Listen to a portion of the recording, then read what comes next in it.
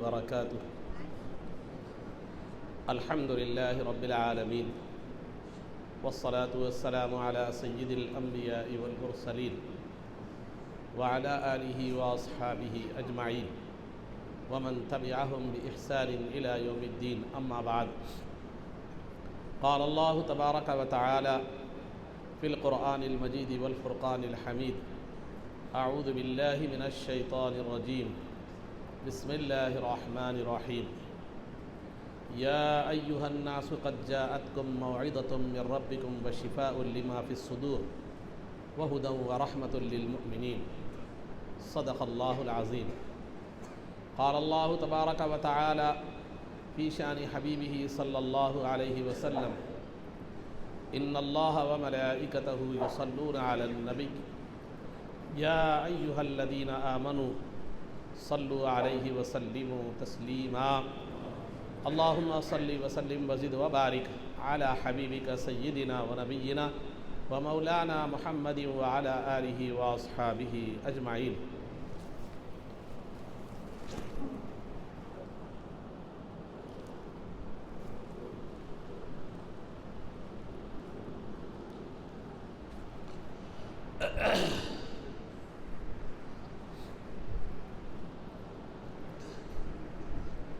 عزیزان محترم،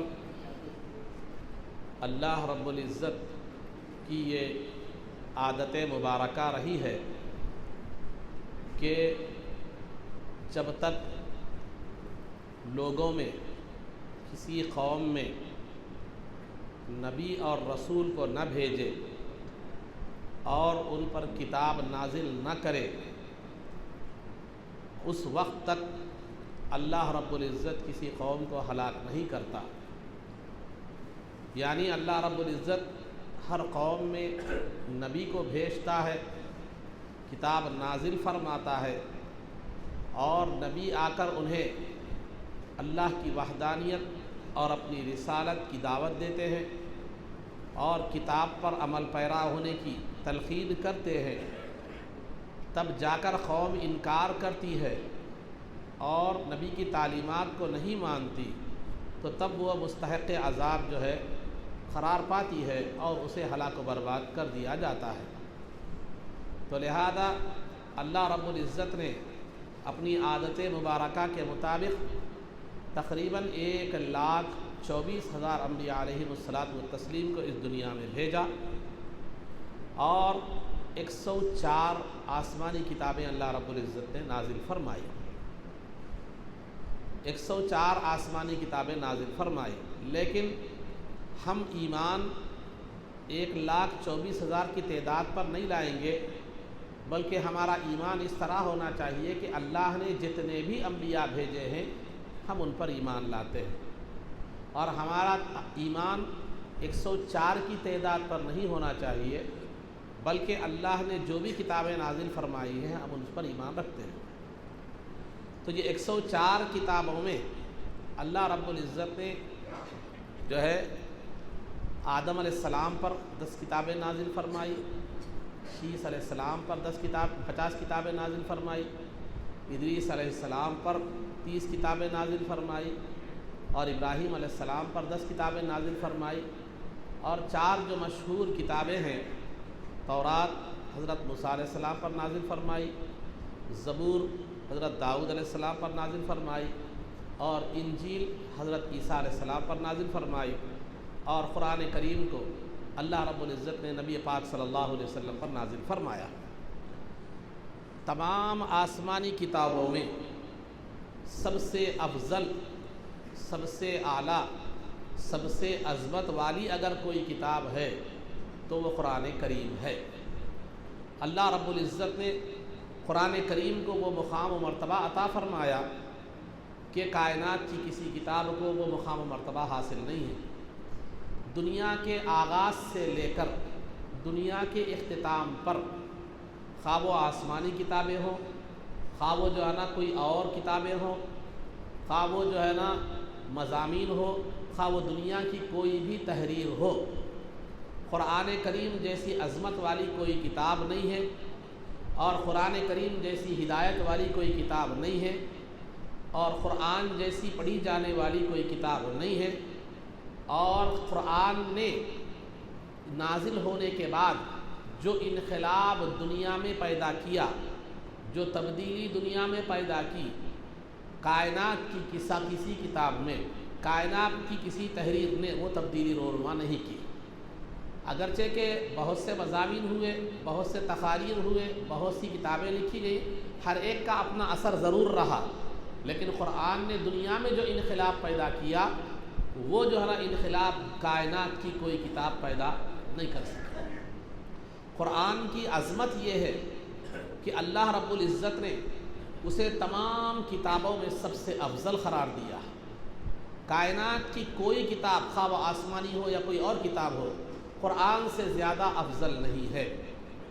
اور قرآن کو اللہ نے یہ بزرگی عطا فرمائی کہ کائنات کی سب سے محفوظ کتاب قرآن ہے، کہ کائنات میں بہت سی کتابیں آئیں، لکھی گئیں، چلے گئیں، یا تو ختم ہو گئیں جن کا وجود نہیں ہے، یا ہیں تو بھی اپنی اصلی حالت میں باقی نہیں ہے۔ قرآن ایک ایسی کتاب ہے کہ جس کو اللہ رب العزت نے ہمیشہ کے لیے قیامت تک محفوظ رکھا، اور جب قیامت آئے گی تو قرآن اٹھا لیا جائے گا لیکن تبدیل نہیں ہوگا۔ قرآن کو اٹھا لیا، تحریف نہیں ہوگی۔ قرآن میں سابقہ کتابوں میں تحریف ہوئی تھی، تبدیلیاں ہوئی تھی، آیتوں کو بدل دیا گیا تھا، لیکن قرآن قیامت تک محفوظ رہے گا۔ اور آخر میں جب قیامت کے قریب جب قرآن جو ہے نا کو اس دنیا سے اٹھانے کی بات آئے گی تو تبدیل ہو کر نہیں، اٹھا لیا جائے گا لیکن تبدیلی نہیں ہوگی، کیونکہ قرآن کریم میں اللہ نے اعلان فرمایا وَإِنَّا لَهُ لَحَافِظُونَ، یقیناً ہم اس کی حفاظت کے ذمہ دار ہیں۔ اللہ نے حفاظت کا انتظام اس طرح فرمایا کہ قرآن کا اللہ کا کلام ہی اس انداز کا کلام ہے کہ اس دیکھو حفاظت کا انتظام اس تحریف سے اس لیے اس طرح پاک فرمایا، تبدیلی سے اس طرح پاک فرما دیا کہ جو ہے نا اللہ نے قرآن کو اس انداز میں رکھا۔ ایسا کلام ہے قرآن کہ لوگ چاہ کر بھی اس کا ثانی پیش نہیں کر سکتے، لوگ چاہ کر بھی اس کا بدل پیش نہیں کر سکتے۔ کلام خود ایسا ہے، کلام خود ایسا ہے۔ دیکھیے تبدیل کرنے کے لیے، بدلنے کے لیے، اصل سے جو ہے نا مشتبہ کرنے کے لیے اس کا ڈپلیکیٹ بھی سیم ہونا ضروری ہے۔ آج آپ بازار میں دیکھتے ہیں اصل چیز بھی ہے، ڈپلیکیٹ چیز بھی ہے۔ ایک مثال کے طور پر شہد کی مثال لے لیجیے، گھی کی مثال لے لیجیے، یا کپڑوں کی جو بھی چیز ہے، ہر چیز کا اصل موجود ہے، ڈپلیکیٹ موجود ہے، لیکن ڈپلیکیٹ بالکل منوان ایسا ہوتا ہے جیسے کہ وہ اصل ہو۔ جو شناخت رکھنے والا ہے وہ کیا کر سکتا ہے، اس کو پہچان سکتا ہے، جو شناخت نہیں رکھتا وہ دھوکہ کھا جاتا ہے۔ لیکن اللہ رب العزت نے قرآن کو جس فصاحت اور بلاغت، جس عمدگی کے ساتھ نازل فرمایا، عرب کے بڑے بڑے عربی داں جن کو اپنی فصاحت اور بلاغت پر ناز تھا، دنیا کا کوئی بھی قادر الکلام، دنیا کا کوئی بھی فصیح و بلیغ آدمی اس کا ڈپلیکیٹ تو پیش نہیں کر سکا اور اس کو مشتبہ نہیں کر سکا۔ یہ نہیں کہ کوششیں نہیں کی گئی، بلکہ کوششیں کی گئی، پیش کرنے کی، قرآن کا بدل لانے کی کوشش کی گئی، لیکن دنیا نے دیکھا کہ وہ ناکام ہو گئی اور پہچاننے والا آسانی سے پہچان لے۔ چنانچہ خلیفہ مامون رشید کا ایک واقعہ ہے۔ خلیفہ مامون رشید، ہارون رشید کے بیٹے مامون رشید کا ایک بادشاہ تھا، اسلامی بادشاہ، تو لہذا اس کے دربار میں سالانہ مذہبی کانفرنس ہوتی تھی، تمام مذہب کے لوگ آتے تھے، تمام مذہب کے لوگ جو ہے نا وہ یہ کرتے تھے، اس میں عیسائی بھی آتے تھے، غیر مسلم، بہرحال مختلف قسم کے لوگ جو ہے نا آتے تھے۔ ایک سال کیا ہوا، ایک عیسائی آیا، آنے کے بعد خلیفہ نے اس کو اسلام کی دعوت دی۔ اسلام کی دعوت دی تو اس نے کہا، اسلام قبول نہیں کیا، وہ چلا گیا۔ چلے جانے کے بعد جو ہے نا دوسرے سال وہ مسلمان ہو کر آیا اور اسلامی فقہ مسلم پر صلی اللہ پر اس نے ایک عنوان، ایک مضمون لکھا اور مضمون اور مقالہ پیش کیا۔ تو خلیفہ نے پوچھا کہ کیا بات ہے، گزشتہ تو میں نے تمہیں دعوت اسلام دیا تھا لیکن تم نے قبول نہیں کیا، تو لہذا آج پھر تم مسلمان ہو کر آئے ہو اور فقہ اسلامی جو ہے نا قانون کے پر آپ تم نے جو ہے نا مقالہ بھی لکھا ہے، تو یہ تبدیلی کی وجہ کیا ہے؟ تو اس نے کہا کہ میں بہترین کاتب ہوں، میں ایک بہترین کاتب ہوں۔ میں جب یہاں سے آپ نے اسلام کی دعوت دی مجھے، تو مجھے میرے اندر ایک فکر دامن ہوئی کہ دیکھیے آخر اسلام میں ہے کیا۔ تو میں نے کیا کیا، بائبل کے کچھ نسخے تیار کیے، تورات کے کچھ نسخے تیار کیے، دیگر کتابوں کے کچھ نسخے تیار کیے، قرآن کے بھی نسخے میں نے تیار کیے، اور بڑے خوبصورت تحریر میں اس کو لکھا، بڑی جو ہے نا پرکشش انداز میں نے ان کو لکھا، اور بیچ میں نے بائبل میں بھی تبدیلی کر دی، تورات میں بھی تبدیلی کر دی، ہر چیز میں کیا کر دی میں نے تبدیلی کی، قرآن میں بھی میں نے تبدیلی کر دی۔ تو میں جب وہ نسخے لے کر لوگوں کے سامنے پیش ہوا تو عیسائیوں نے بائبل کو ہاتھوں ہاتھ لے لیا، یہودیوں نے تورات کو ہاتھوں ہاتھ لے لیا، اہل زبور کو جو نا ہاتھوں ہاتھ لے لیا، لیکن قرآن کا اتنا خوبصورت اور دیدہ زیب نسخہ لے کر جب مسلمانوں کے پاس گیا تو کوئی لینے کے لیے تیار ہی نہیں، دیکھتے ہی کہنے والا یہ کہہ دیتا کہ اس میں تبدیلی ہو گئی ہے اور یہ اصلی حالت پر باقی نہیں ہے۔ تو میں سمجھ گیا کہ جو قرآن جو کتاب دنیا میں اتنی محفوظ ترین کتاب ہے تو پھر وہ دین کی طرح محفوظ ہوگا اور پھر اس کے احکامات کی طرح محفوظ ہوں گے، تو لہذا میں نے فوراً اسلام قبول کر لیا اور آج میں اسلامی فقہ پر میں آج مضمون لینے آیا ہوں۔ تو بتانا یہ مقصود ہے عزیزان محترم، اللہ رب العزت نے کائنات کی سب سے افضل ترین اگر کوئی کتاب ہے تو وہ قرآن کریم ہے، کائنات کی افضل ترین کوئی محفوظ ترین کوئی کتاب ہے تو وہ جو ہے نا قرآن ہے۔ کوششیں بہت کی گئی لیکن کوئی کامیاب نہ ہو سکا، بلکہ قرآن نے پہلے دن سے ہی یہ چیلنج کر دیا فَأْتُوا بِسُورَةٍ مِّن مِّثْلِهِ، اے عرب کے شاعروں، اے عرب کے زبان دانوں، اے عرب کے جو ہے نا قادر الکلام لوگوں، تمہیں اپنے کلام پر بہت بڑا ناز ہے نا، تو آؤ میرے قرآن جیسی ایک آیت پیش کر کے بتاؤ، ایک سورت پیش کر کے بتاؤ۔ لیکن وہ کامیاب نہ ہو سکے اور عاجز ہو گئے اور ان کی زبان وہاں پر ختم ہو گئی، ان کی صلاحیتیں جو ہے نا ختم ہو گئی۔ تو قرآن آسمان روئے زمین پر جب سے لکھنے کا اور کتابت کا آغاز ہوا ہے، جتنی بھی کتابیں لکھی گئی ہیں اگر ان میں سب سے محفوظ اگر کوئی کلام ہے تو وہ اللہ کا کلام قرآن کریم ہے، اور سب سے افضل ترین کوئی کلام ہے تو وہ قرآن اللہ کا کلام ہے۔ محفوظ، یہ محفوظ تو دنیا میں آنے کے بعد ہے، لیکن قرآن کی حفاظت کا انتظام صرف دنیا میں آنے کے بعد سے نہیں ہوا بلکہ دنیا میں آنے سے پہلے بھی اس کی حفاظت کا انتظام کیا گیا۔ جب تک قرآن لوح محفوظ میں تھا تو وہاں حفاظت کا انتظام یہ تھا کہ لا یمسہ الا المطہرون، اس قرآن کو سوائے مقرب فرشتوں کے کوئی اور چھونے کی اجازت نہیں تھی،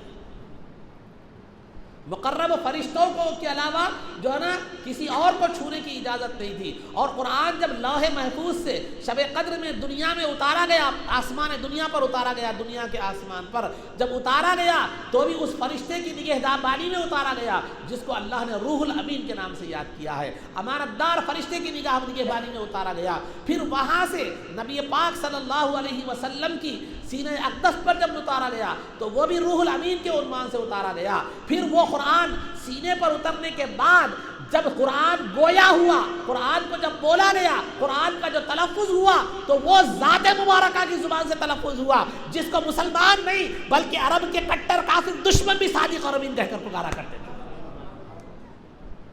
صادق اور امین کہہ کر پکارا کرتے تھے۔ پھر اس کے بعد اللہ رب العزت نے قرآن کو بنایا ہی اس انداز میں، قرآن کو پیش ہی اس انداز میں کیا کہ سامنے والا زبان پر قدرت رکھنے کے باوجود، کلام پر قدرت رکھنے کے باوجود چاہ کر بھی وہ قرآن کا مثل پیش نہیں کر سکتا تھا، چاہ کر بھی وہ جو ہے نا پھر قرآن کی جیسی کوئی کتاب لے نہیں سکتا تھا، بلکہ ایک حرف کی تبدیلی بھی نہیں کر سکتا تھا۔ اس کے بعد اللہ نے اس کی حفاظت کے لیے اسباب کا دروازہ کھولا تو حفاظ اکرام کو اس کا حفاظت کا ذریعہ بنایا اور کتابوں کو اس کی حفاظت کا ذریعہ بنایا۔ تو اللہ رب العزت نے قرآن کو جو نازل فرمایا، کائنات کا سب سے محفوظ ترین کوئی کلام ہے تو وہ جو ہے نا قرآن کریم ہے۔ یہ اپنوں نے نہیں غیروں نے بھی اس کی گواہی دی ہے۔ نیور نامی ایک انگریز ہے جو اسلام کا دشمن ہے، جو ہمیشہ اسلام کی خرابیاں اور خامیاں بیان کرتا تھا، وہ بھی یہ کہنے پر مجبور ہو گیا کہ روئے زمین پر آسمان کے نیچے 1400 سال سے اگر کوئی محفوظ کتاب ہے تو وہ قرآن کریم ہے۔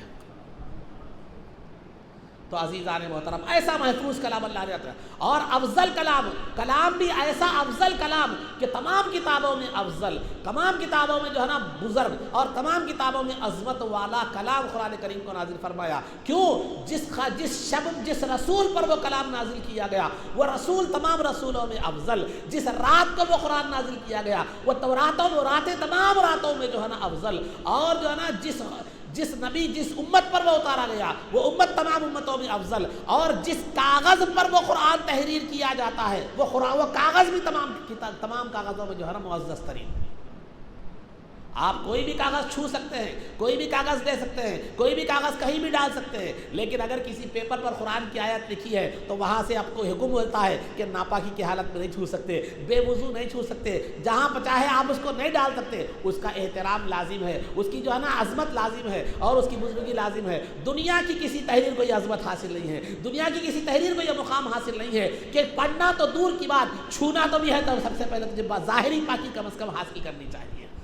جب عمر فاروق رضی اللہ تعالیٰ عنہ اسلام نہیں لائے تھے، جب جو ہے نا معلوم ہوا کہ آپ کی بہن جو ہے نا، آپ کی بہن مسلمان ہو گئی ہے، آپ کے بھائی سعید جو ہے آپ کے بہن بھائی مسلمان ہو چکے ہیں، بے تاب سرکار کو شہید کرنے جا رہے تھے، راستے میں معلوم ہوا کہ تم سرکار کو کیا شہید کرتے ہو، تمہارے بہن اور بہن بھائی خود کی غلامی میں داخل ہو چکے ہیں۔ تو گئے، جانے کے بعد دیکھا کہ قرآن کریم کی تلاوت کی آواز آ رہی ہے، اندر گئے، جانے کے بعد غصہ تھا، بہن کو بھی بے تحاشا مار دیے اور جو ہے نا بہن بھائی کو بھی مار دیے، لیکن وہ بہن جذبہ ایمانی سے اس بہن نے کہا کہ اے عمر، کیا تو ہمیں اس لیے مارتا ہے کہ ہم اللہ کو وحدہ لا شریک لہ مانتے ہیں اور رسول پاک صلی اللہ علیہ وسلم کو اپنا رسول مانتے ہیں، تو اس لیے مارتا ہے؟ تو اے عمر سن لے، تجھ سے جو ہو سکتا ہے کر لے، فاطمہ ایمان لا چکی ہے، اب تیری جو ہے نا ظلم اور تیرا ستم اور تیری جو ہے نا روب دبدبا اس کو کوئی مرغوب کرنے والا نہیں ہے، اس کو ایمان سے دور کرنے والا نہیں ہے۔ یہ ایمان افروز کلمات تھے، جیسا کہ علامہ اقبال نے کہا،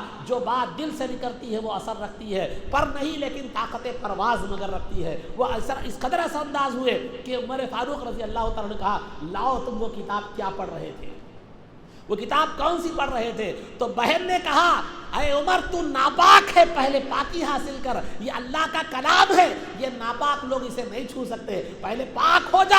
اس کی شان یہ ہے کہ ناپاکی کی حالت میں اسے چھویا نہیں جا سکتا، اسے جو ہے نا چھویا نہیں جا سکتا۔ تو عزیزان محترم، یہ وہ پاکیزہ کلام ہے کہ اس کی معمولی ایک آیت بھی، انا اعطینا کل کوثر بھی، جس پیپر پر لکھ دی جائے، جس چھاپ پر لکھ دی جائے، جس مقام پر لکھ دی جائے، وہ مقام اپنے تمام جنس میں افضل ہو جاتا ہے، تمام جنس میں جو ہے نا ممتاز ہو جاتا ہے، اور پھر اس کو ناپاک لوگ نہیں چھو سکتے، بلکہ اس کے لیے پاکی ضروری ہوتی ہے۔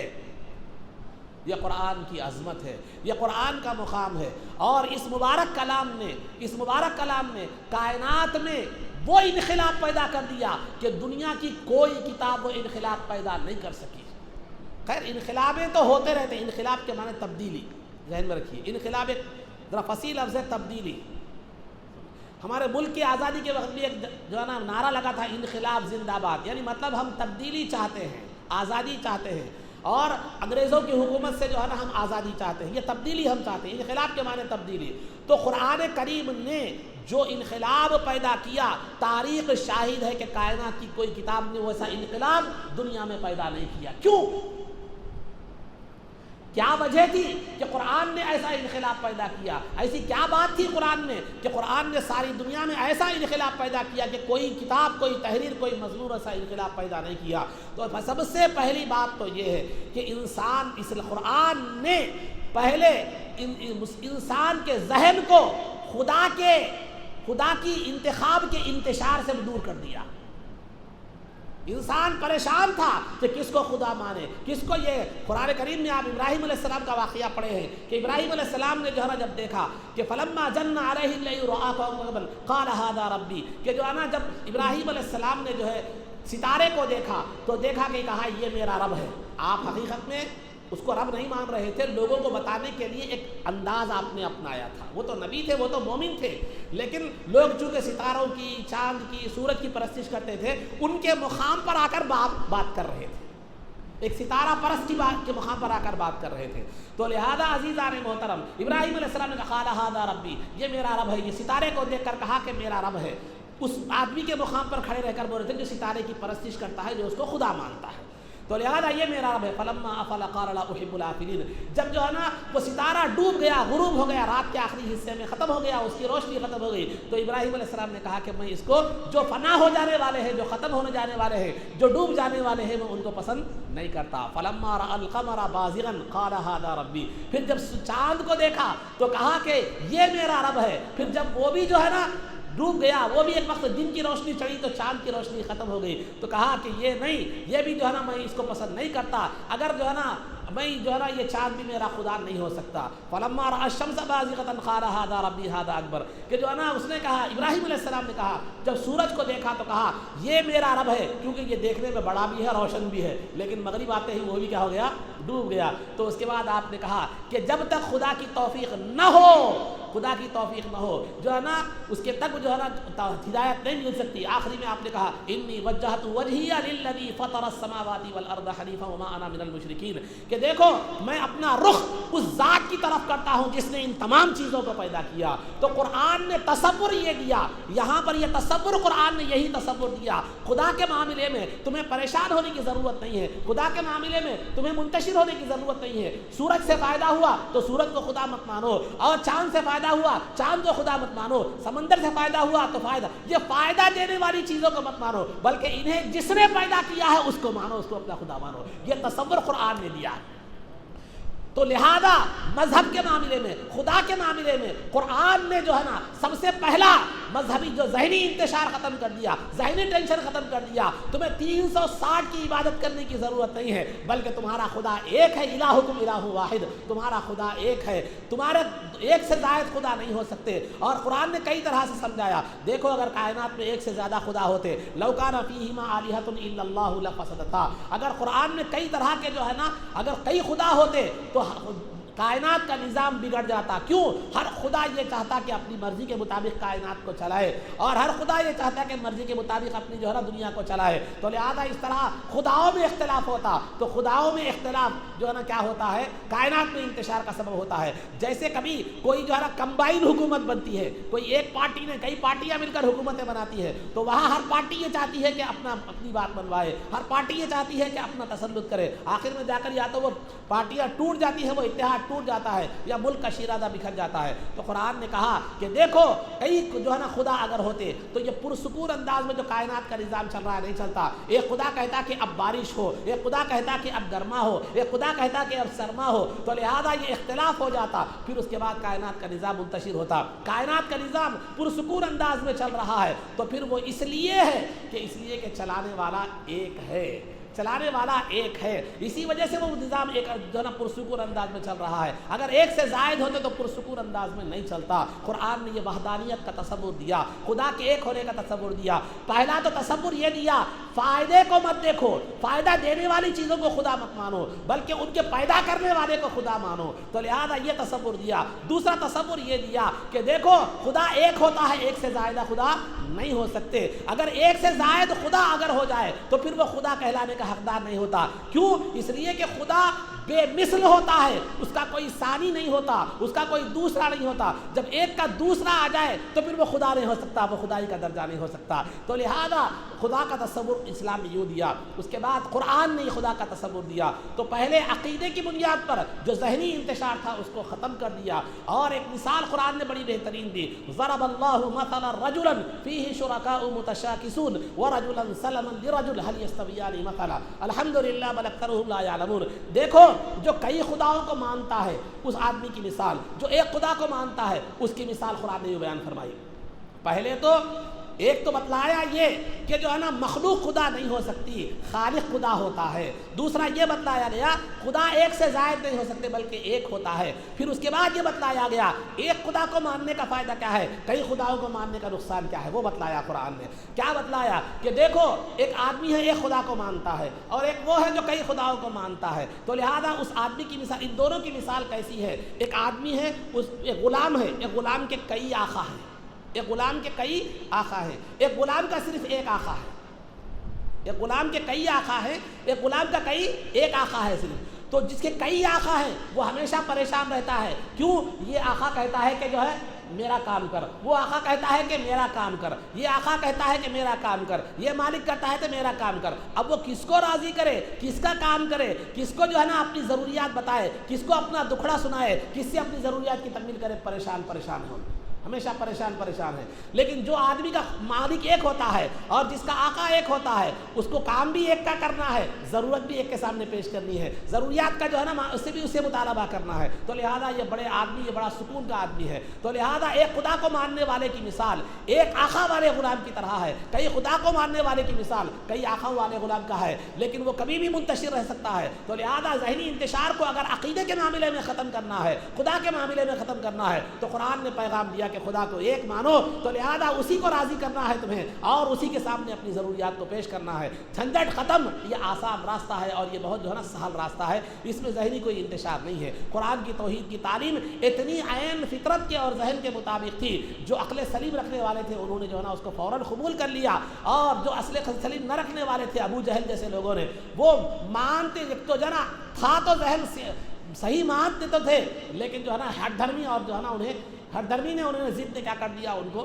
ختم کر دیا، دور کر دیا اور اس سے دور کر دیا۔ تو قرآن نے وحدانیت کا تصور ایسے دیا۔ پھر اس کے بعد قرآن نے جو ہے نا جو انقلاب پیدا کیا، وہ دوسری جو بات تھی، اس کی جو اخلاقی تعلیم اس نے دی، اخلاقی تعلیم اس نے دی۔ وہ اخلاقی تعلیم کیا تھی کہ دیکھو شراب مت پیو اور جوا مت کھیلو، قتل و غارت گیری مت کرو، لڑائی جھگڑا مت کرو، اور ایسی جو ہے نا یتیموں کے سر پر ظلم مت کرو، عورتوں کی جو ہے نا پر ظلم مت کرو، بیواؤں پر ظلم مت کرو۔ تو لہذا اخلاقی تعلیم جو ہے نا اسلام نے دی، قرآن نے دی، تو وہ ایسی اخلاقی تعلیمات اتنی بہترین تھی کہ جو ہے نا سامنے والا سنتے ہی کیا کر لیا، اس کو تسلیم کر لیا، اور اس میں کوئی جو ہے نا غلطی اور کوئی خلاف عادت کوئی چیز نظر نہیں آئی۔ اسی طرح انسانیت کی تعلیم بھی قرآن نے ایسے دی کہ جو ہے نا بیوی کے حقوق الگ ہے، جہاں عورت کو سوائے ایک خواہش کی تسکین کا ذریعہ سمجھا جاتا تھا، بچی پیدا ہوتی تو باپ بیٹی کا باپ ہونے کو اپنے آپ کو کہنے کو شرم محسوس کرتا تھا، زندہ دفن کر دیا جاتا تھا بچیوں کو اور مار ڈال دیا جاتا تھا، اور عورت کو سوائے ایک جو ہے نا خواہش کی تسکین کا ذریعہ کہ کوئی اور نہیں تھا۔ لیکن قرآن نے اب جب آیا قرآن نازل ہوا تو اس نے بیٹی کو بیٹی ہونے کی حیثیت سے حقوق دلائے، اور بیوی کو بیوی ہونے کی حیثیت سے حقوق دلائے، ماں کو ماں ہونے کی حیثیت سے حقوق دلائے۔ بتلایا کہ دیکھو ماں کو اگر محبت کی نظر سے دیکھو تو حج مقبول کا ثواب ہے، اگر بیٹی کی پرورش کرو گے تو جنت کا سبب بنے گی، اور بیوی کو ایک نوالا کھلاؤ گے تو نیکی، نوالا کھلانا بھی جو ہے نا نیکی ہے۔ قرآن نے عورت کے حقوق بیان فرمائے، یتیموں کے حقوق بیان فرمائے، کمزوروں کے حقوق بیان فرمائے، اور انسانیت جو ہے نا مرتی ہوئی انسانیت کے اندر نئی جان پھونک دی۔ تو یہ ایسی تعلیمات تھی کہ عقل سلیم رکھنے والا ان کو سوائے اپنانے کے کوئی دوسرا اس کے اندر اس کے لیے چارہ نہیں تھا۔ یہ انقلاب کی جو ہے نا یہ تیسری وجہ تھی، قرآن نے انقلاب ایسا پیدا کیا۔ اور عزیزان محترم، ظلم سے قرآن نے منع کیا، کسی کو مارنے سے، لڑائی سے، جھگڑے سے۔ بہرحال قرآن کی تعلیمات انسانی برابری، انسانی مساوات۔ کائنات کی کئی قومیں ایسی ہیں جس میں انسان کو انسان کے برابر نہیں سمجھا جاتا، وہاں سماجی جو ہے نا مساوات نہیں ہے، وہاں سماجی جو ہے نا اعتدال نہیں ہے، انسان کسی کو کم نظر سے دیکھا جاتا ہے، کسی کو بڑی نظر سے دیکھا جاتا ہے، کسی کو اونچی نظر سے دیکھا جاتا ہے، کسی کو پستی نظر سے دیکھا جاتا ہے۔ لیکن قرآن کہتا ہے انسان ایک ہی ہے اور ہر انسان سب برابر ہے۔ کلکم جو ہے نا کلکم بنو آدم و آدم من تراب، کہ دیکھو تم سب کے سب اولاد آدم ہو، اور آدم علیہ السلام مٹی سے ہے، تو لہذا تم سب کے سب برابر ہے۔ ہاں اگر تمہارے اندر فضیلت اگر کسی کو ہے، تقوی اور طہارت کی بنیاد پر ہے، ذات کی بنیاد پر جو ہے نا کسی اور چیز کی بنیاد پر، تمہیں مال کی بنیاد پر، اولاد کی بنیاد پر یا حکومت کی بنیاد پر تمہیں کوئی فضیلت حاصل نہیں ہے، تو انسان نے مساوات کا درجہ دیا، مساوات کا درس دیا۔ تو یہ وہ تعلیمات تھی، یہ وہ احکامات تھے جس کی وجہ سے قرآن نے دنیا میں ایسا انقلاب پیدا کیا کہ جو قیامت تک باقی رہے گا، اور دنیا کی قومیں اس سے ہدایت پاتی رہے گی اور اس سے جو ہے نا فیضیاب ہوتی رہیں گی۔ تو عزیزان محترم، یہ وہ کتاب ہے جو دنیا میں ایسا انقلاب پیدا کی کہ کائنات کی ابتدا سے لے کر کائنات کی انتہا تک بہت سے مضامین آئے، اور جو ہے نا بہت سی کتابیں لکھی گئی، بہت سی تحریریں لکھی گئی، لیکن قرآن نے جو انقلاب پیدا کیا وہ جو ہے نا کوئی اور پیدا نہیں کر سکا، کیونکہ قرآن نے بتلا دیا کہ اچھا کیا ہے، برا کیا ہے، حلال کیا ہے، حرام کیا ہے، کس سے اللہ راضی ہوتا ہے، کس سے اللہ راضی نہیں ہوتا، پڑوسی کے ساتھ کیسا رہنا چاہیے، اور مظلوم کے ساتھ، کمزور کے ساتھ معاملہ کیسا ہونا چاہیے، انسانیت کو کیسے جو ہے نا پکا لحاظ رکھنا چاہیے، تو دوست کے ساتھ کیسا معاملہ ہونا چاہیے، دشمن کے ساتھ کیسا معاملہ ہونا چاہیے۔ یہ سب چیزیں تعلیمات ایسے تھی جس کو سننے والا سنتا چلا جاتا تو انکار کی تو دور کی بات، دل سے کفر و شرک کی تاریکی چھٹتی چلے جاتی، سوائے ماننے کے کوئی چارہ نہیں ہوتا۔ یہ وہ کتاب ہے کہ جس نے دنیا میں ایسا انقلاب پیدا کیا کہ کائنات کی کوئی کتاب کوئی تحریر ویسا انقلاب پیدا نہ کر سکی۔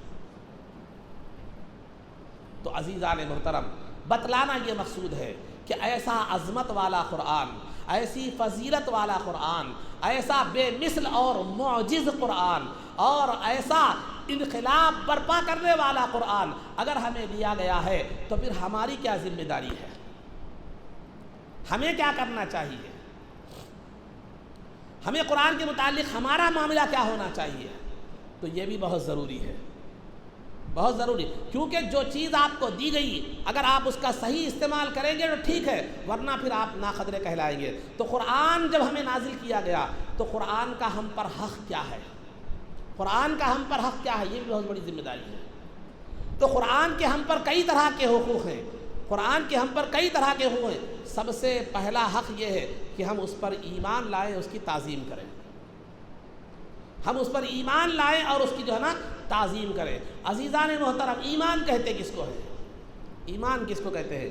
تو ایمان کہتے ہیں کہ زبان سے اقرار کرنا کہ قرآن اللہ کا کلام ہے، زبان سے کہنا کہ قرآن اللہ کا کلام ہے، اور دل سے تصدیق کرنا، ماننا، یقین رکھنا کہ قرآن اللہ کا کلام ہے، قرآن اللہ کا کلام ہے۔ اب ہم اپنا جائزہ یہاں پر آ کر لیں گے، ہم اپنا جائزہ لیں گے۔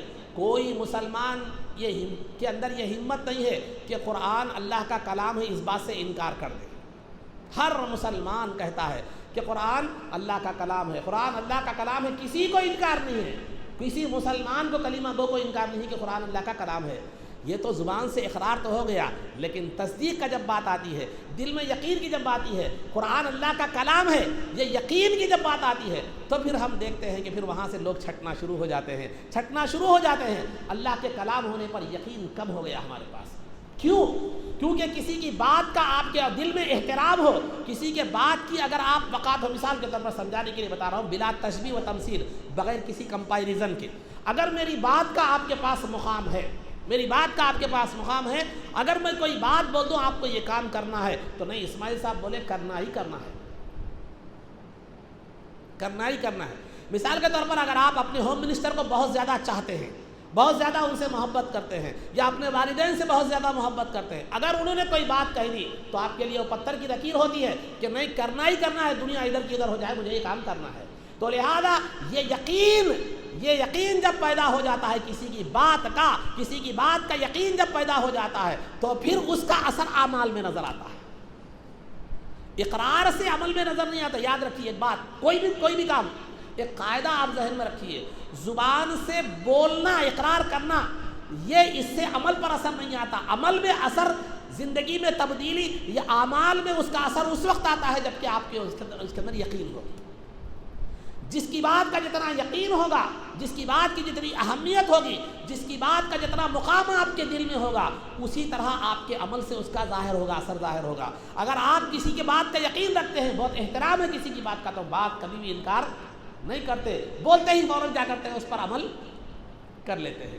تو لہذا دل میں یقین اگر، تصدیق اگر پکی ہو، پختہ ہو، تو پھر عمل اس کی ثبوت دیتا ہے، عمل سے اس کا ظہور ہوتا ہے، عمل اس کا مظاہرہ کرتا ہے۔ یہ قاعدہ پیش نظر رکھ کے اب دیکھیں تو ہم میں سے کتنے مسلمان ایسے، ہر مسلمان تو مانتا ہے کہ قرآن اللہ کا کلام ہے، قرآن اللہ کا کلام ہے، لیکن وہ کلام کو ماننے والے کتنے ہیں، عمل سے کتنے لوگ ثبوت دیتے ہیں، عمل سے اس کا مظاہرہ کتنے لوگ کرتے ہیں، اب یہ سمجھنے کی ضرورت ہے۔ اب آپ کتنا مظاہرہ کرتے ہیں اس حساب سے جو ہے نا اب آپ اپنا جائزہ لے لیں، میں زیادہ نہیں بول سکتا۔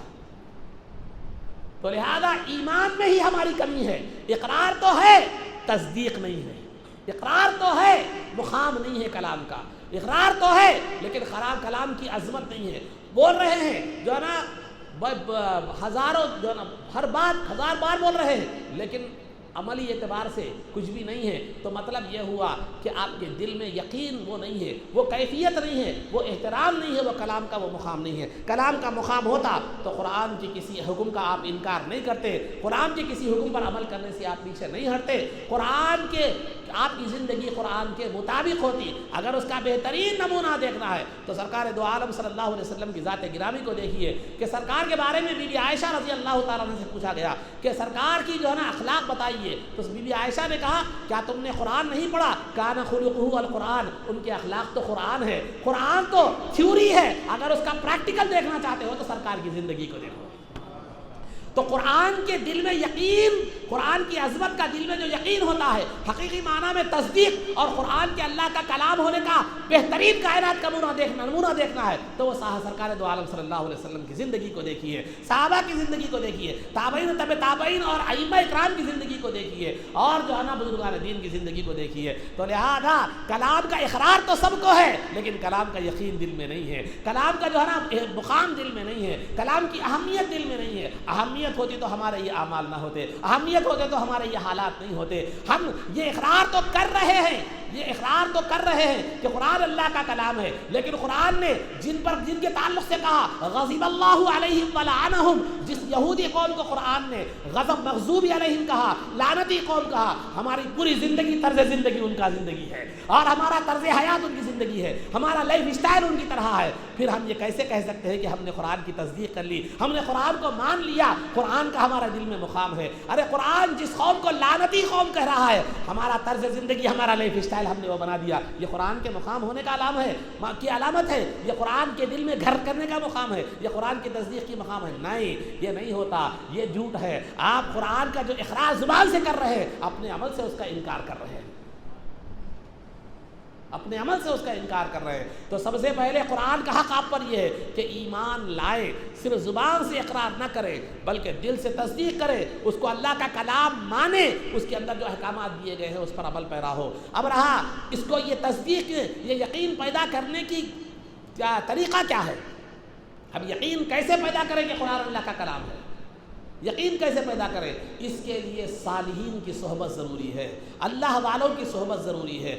صحابہ اکرام نے ایمان لایا، زبان سے اقرار کیا، نبی پاک صلی اللہ علیہ وسلم کی صحبت نے ان کے دلوں میں وہ یقین پیدا کر دیا کہ کائنات کے کسی کے ایمان میں وہ یقین، وہ کیفیت نہیں تھی. پھر صحابہ کی صحبت سے تابعین کے دلوں میں وہ یقین پیدا ہوا، اور تابعین کی صحبت سے تبع تابعین، اسی طرح اولیاء اللہ کی صحبت نے لوگوں کے دلوں میں وہ ایمان پیدا کر دیا جو قرآن پر حقیقی معنی میں ہونا چاہیے. تو لہذا یہ قرآن پر یقین پیدا ہونے کے لیے صحبت ضروری ہے، اللہ والوں کے فیض کی ضرورت ہے، اللہ والوں کی صحبت کی ضروری ہے. اللہ والے کا مطلب میرا ہرگز یہ نہیں ہے کہ ہرا جبہ پہن لے، ہرا شملہ پہن لے، زرق برق چمکدار لباس پہن لے، اپنے آپ کو جو ہے نا سادات کہہ دے یا اپنے آپ کو نسبی شرافت بیان کرے. نہیں، الذین آمنوا وکانوا یتقون، اللہ والے وہ ہیں جن کا عقیدہ صحیح ہو، سنت کے مطابق ہو، جو اہل سنت والجماعت سے ہو، اور جن کی زندگی اللہ تعالیٰ کی فرما برداری میں گزری ہو. تو لہذا ان کی زندگیوں کی، ان کی صحبت جو ہے نا مقناطیس کا اثر رکھتی ہے، جو ہر لوہے کو کیا کر لیتی ہے، اپنی طرف کھینچتی ہے.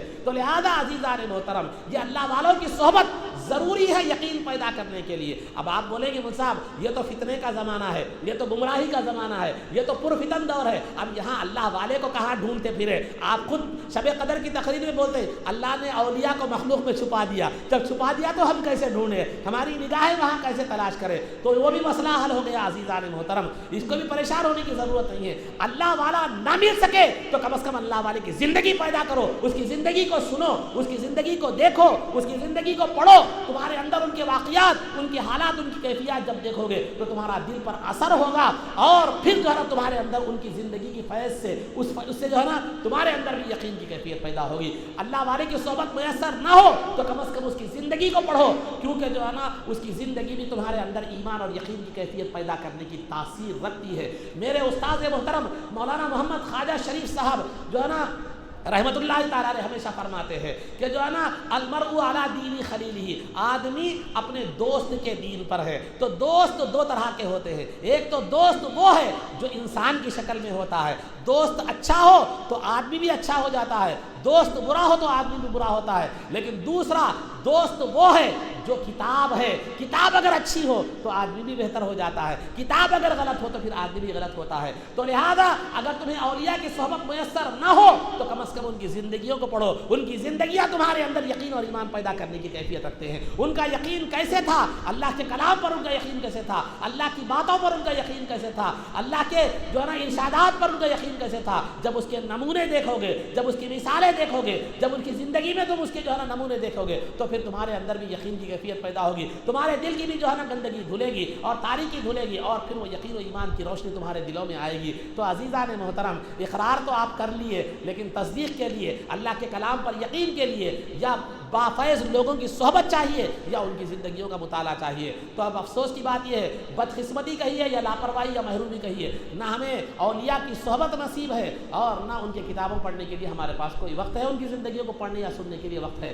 بلکہ آج تو دور اتنا آسان ہو گیا ہے، اتنا آسان ہو گیا ہے کہ جو ہے نا پڑھنے کی بھی ضرورت نہیں ہے۔ یوٹیوب پہ بڑے بڑے علماء اہل سنت کی بڑی بڑی کئیوں جو ہے نا باضابطہ سیریز ہیں اولیاء کی زندگی کے حوالے سے، باضابطہ سیریز ہیں، باضابطہ ان کی زندگی اور حیات کی جو ہے نا کے متعلق سیریز ہے، وہ کم از کم سننے کا بھی جو ہے نا، سن کر بھی ہم کیا کر سکتے ہیں، یقین کی کیفیت پیدا کر سکتے ہیں۔ کیونکہ اللہ والوں کی زندگی کے بعد بھی جس طرح زندگی میں بھی وہ اثر رکھتے تھے دل کے انقلاب کو، دل کے اندر انقلاب پیدا کرنے کا، ان کی زندگی ان کے وفات کے بعد بھی دل کا انقلاب پیدا کر سکتی ہے۔ کیونکہ قرآن کریم نے یہ بتلایا، اہدنا الصراط المستقیم، وہ ہمیں سیدھا راستہ دکھلا۔ کن لوگوں کا؟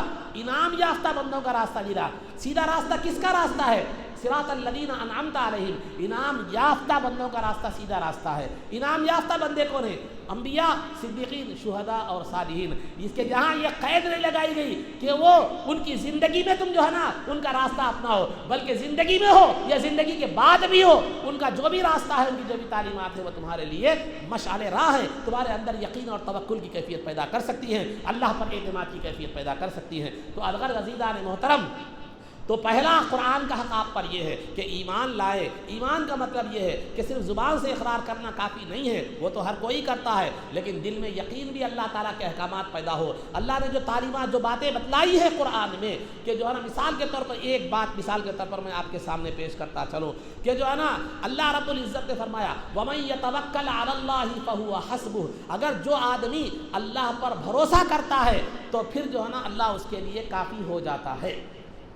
اللہ پر بھروسہ کرتا ہے تو وہ اللہ اس کے لیے کافی ہو جاتا ہے۔ تو لہذا اب یہاں ہمارے ایمان کے امتحان کی ضرورت ہے۔ اب دیکھیں، کاروبار کے معاملے میں ہو، یا دولت کے حصول کے معاملے میں ہو، یا بیماری کے معاملے میں ہو، یا کسی بھی معاملے میں ہو، جو ہے نا ہمیں اللہ پر کتنا یقین ہے، کتنا توکل ہے اور اللہ پر کتنا بھروسہ ہے۔ اگر اللہ پر بھروسہ ہوتا تو جو ہے نا ہم کبھی اس کے بتائے ہوئے راستے سے کاروبار کے معاملے میں ہٹتے نہیں، دولت کمانے کے لیے کسی کی حق تلفی نہیں کرتے، کسی کو چونا نہیں لگاتے، کسی کے ساتھ دھوکہ دہی نہیں کرتے، کسی کے ساتھ خرد برد نہیں کرتے۔ یہ اس بات کی علامت ہے کہ اللہ کے رازق ہونے پر آپ کو یقین نہیں ہے، اللہ رزق دینے والا ہے اس بات پر یقین نہیں ہے، اور آپ کو اس بات پر یقین نہیں ہے کہ مقدر میں جو ہے وہ برابر مل کر رہے گا، اس بات پر آپ کو یقین نہیں ہے۔ تو مطلب یہ ہوا کہ یہاں توکل کی کمی ہے۔ تو لہذا عزیزان محترم، تو ہمارے اندر یقین کی کیفیت کی کمی ہے۔ تو لہذا تو جب قرآن کا ایمان لانے کا مطلب یہ ہے کہ زبان سے اقرار کرنے کے ساتھ ساتھ آپ کو کیا کرنا چاہیے، دل میں اللہ کی باتوں پر، اس کی بتائے ہوئے راستے پر، قرآن کی تعلیمات پر یقین پیدا ہونا ضروری ہے۔ جب وہ یقین پیدا ہو جائے تو پھر سمجھو کہ آپ نے قرآن کا پہلا حق ادا کیا، قرآن کا پہلا حق ادا کیا۔ پھر اس کے بعد دوسرا حق قرآن کا ہے تلاوت۔ قرآن کا دوسرا حق ہے تلاوت۔ قرآن کریم میں نبی پاک صلی اللہ علیہ وسلم کو جہاں بھی بھیجنے کا ذکر کیا گیا، فرمایا گیا یتلو علیہم آیاتہ، وہ ان کی قرآن کی آیتیں اس لوگوں پر کیا کرتے ہیں، تلاوت کرتے ہیں۔ قرآن کی آیتیں لوگوں پر کیا کرتے ہیں، تلاوت کرتے ہیں۔ تو لوگوں قرآن کی تلاوت کرنا، قرآن کی تلاوت کرنا، قرآن کو پڑھنا، یہ قرآن کا جو لفظ آپ سن رہے ہیں، یہ جو ہے نا قرآن کے ایک عام معنی ہے، پڑھے جانے والی چیز، کوئی بھی پڑھے جانے والی چیز، کوئی جو بھی چیز پڑھی جاتی ہے، خواہ وہ عربی کی کتاب ہو، انگلش کی کتاب ہو، اردو کی کتاب ہو، سائنس کی ہو، سماجی، کوئی بھی پڑھی جانے والی چیز کو قرآن کہتے ہیں۔ لیکن اللہ رب العزت نے قرآن کے لفظ کو اس قدر مشہور کر دیا کہ قرآن کا لفظ کہتے ہی کوئی دنیا کی دوسری کتاب نہیں بلکہ کلام اللہ سامنے آ جاتا ہے۔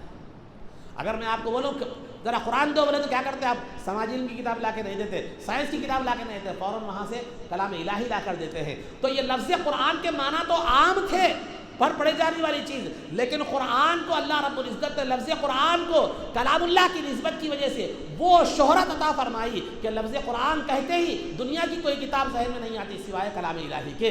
اور اس وجہ سے بھی یہ کہ اس وجہ سے بھی قرآن کہتے ہی کتاب اللہ ذہن میں آتا ہے کہ دنیا میں اگر سب سے زیادہ اگر کوئی کتاب پڑھی جاتی ہے تو وہ اللہ کا کلام قرآن کریم ہے۔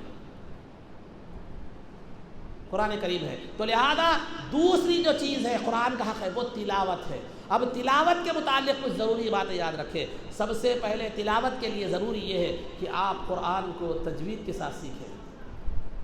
قرآن کو تجوید کے ساتھ کیا ہے سیکھیں. ہماری زندگیاں گزر جاتی ہیں, موت آ جاتی ہے, تختہ دار پر آ جاتے ہیں, لیکن قرآن کی تجوید تو کیا تلفظ بھی صحیح نہیں ہوتا.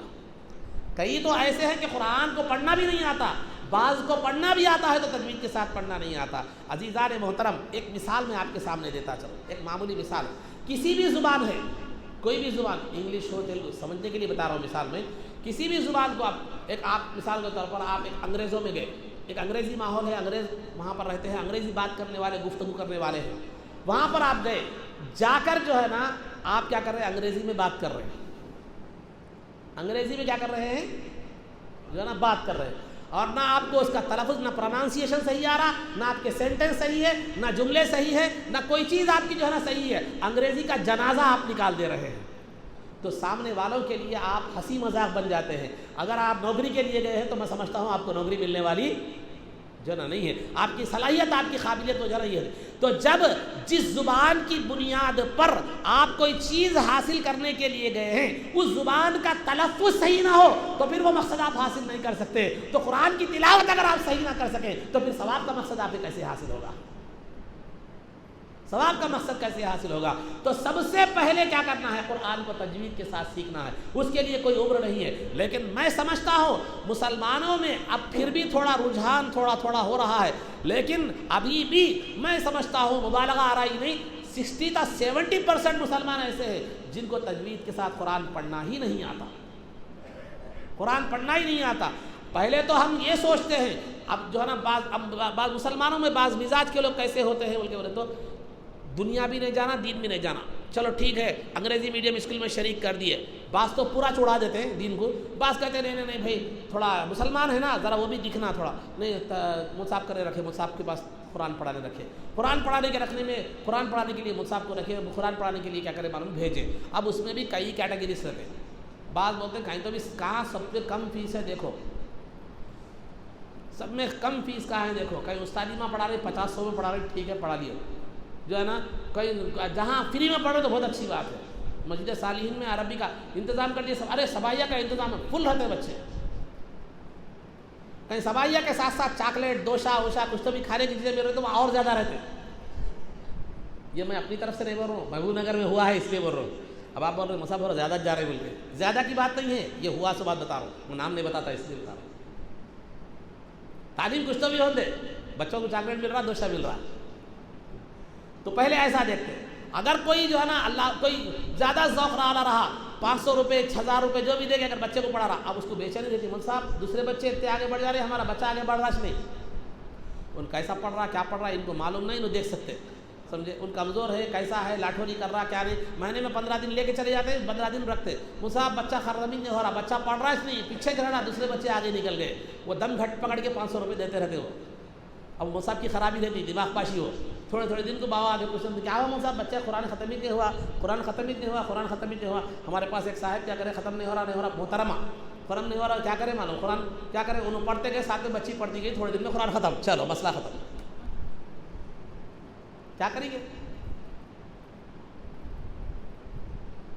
تو تلاوت کے معاملے میں, تجوید کے معاملے میں ایسا ہے. اللہ کے وہ بندے بھی جو قرآن کو جو ہے نا پڑھانے کا جذبہ رکھتے ہیں اور یہ کہتے ہیں صاحب وقت کی کوئی خیر نہیں. وہی انگلش, انگریزی, ABCD LKG UKG سے لے کر ڈگری تک وہی انگلش پڑھاتا ہے, وہی انگلش پڑھتا ہے, ایک ہی سبجیکٹ, لیکن بیزار نہیں آتا. قرآن 1 سال 2 سال میں کیا ہوا صاحب, اتنے دن ختم ہی نہیں ہوا بولتا. وہی انگلش کا سبجیکٹ, انگریزی کا سبجیکٹ, وہ لینگویج کا سبجیکٹ پورے 10 سال وہ, اور اس کے 10-12 سال 15 سال پڑھیں گا, وہی برابر.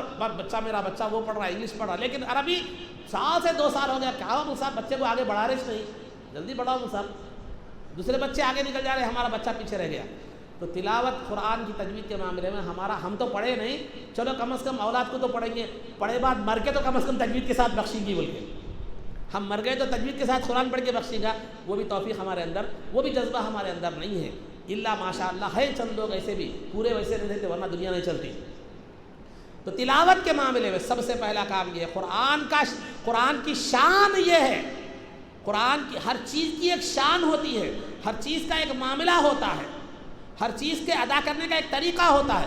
تو قرآن کی شان یہی ہے کہ اسے تجوید کے ساتھ پڑھا جائے، نماز کی شان یہ ہے کہ اس کو اس کے وقت میں جماعت کے ساتھ پڑھا جائے۔ تو عزیزان محترم، تو پہلے تجوید کا معاملہ ہو گیا، ٹھیک ہے تجوید ہو گئی سمجھے۔ تجوید ہونے کے بعد جب تلاوت کی بات آتی ہے تو تلاوت کب کرتے ہیں؟ رمضان کو رمضان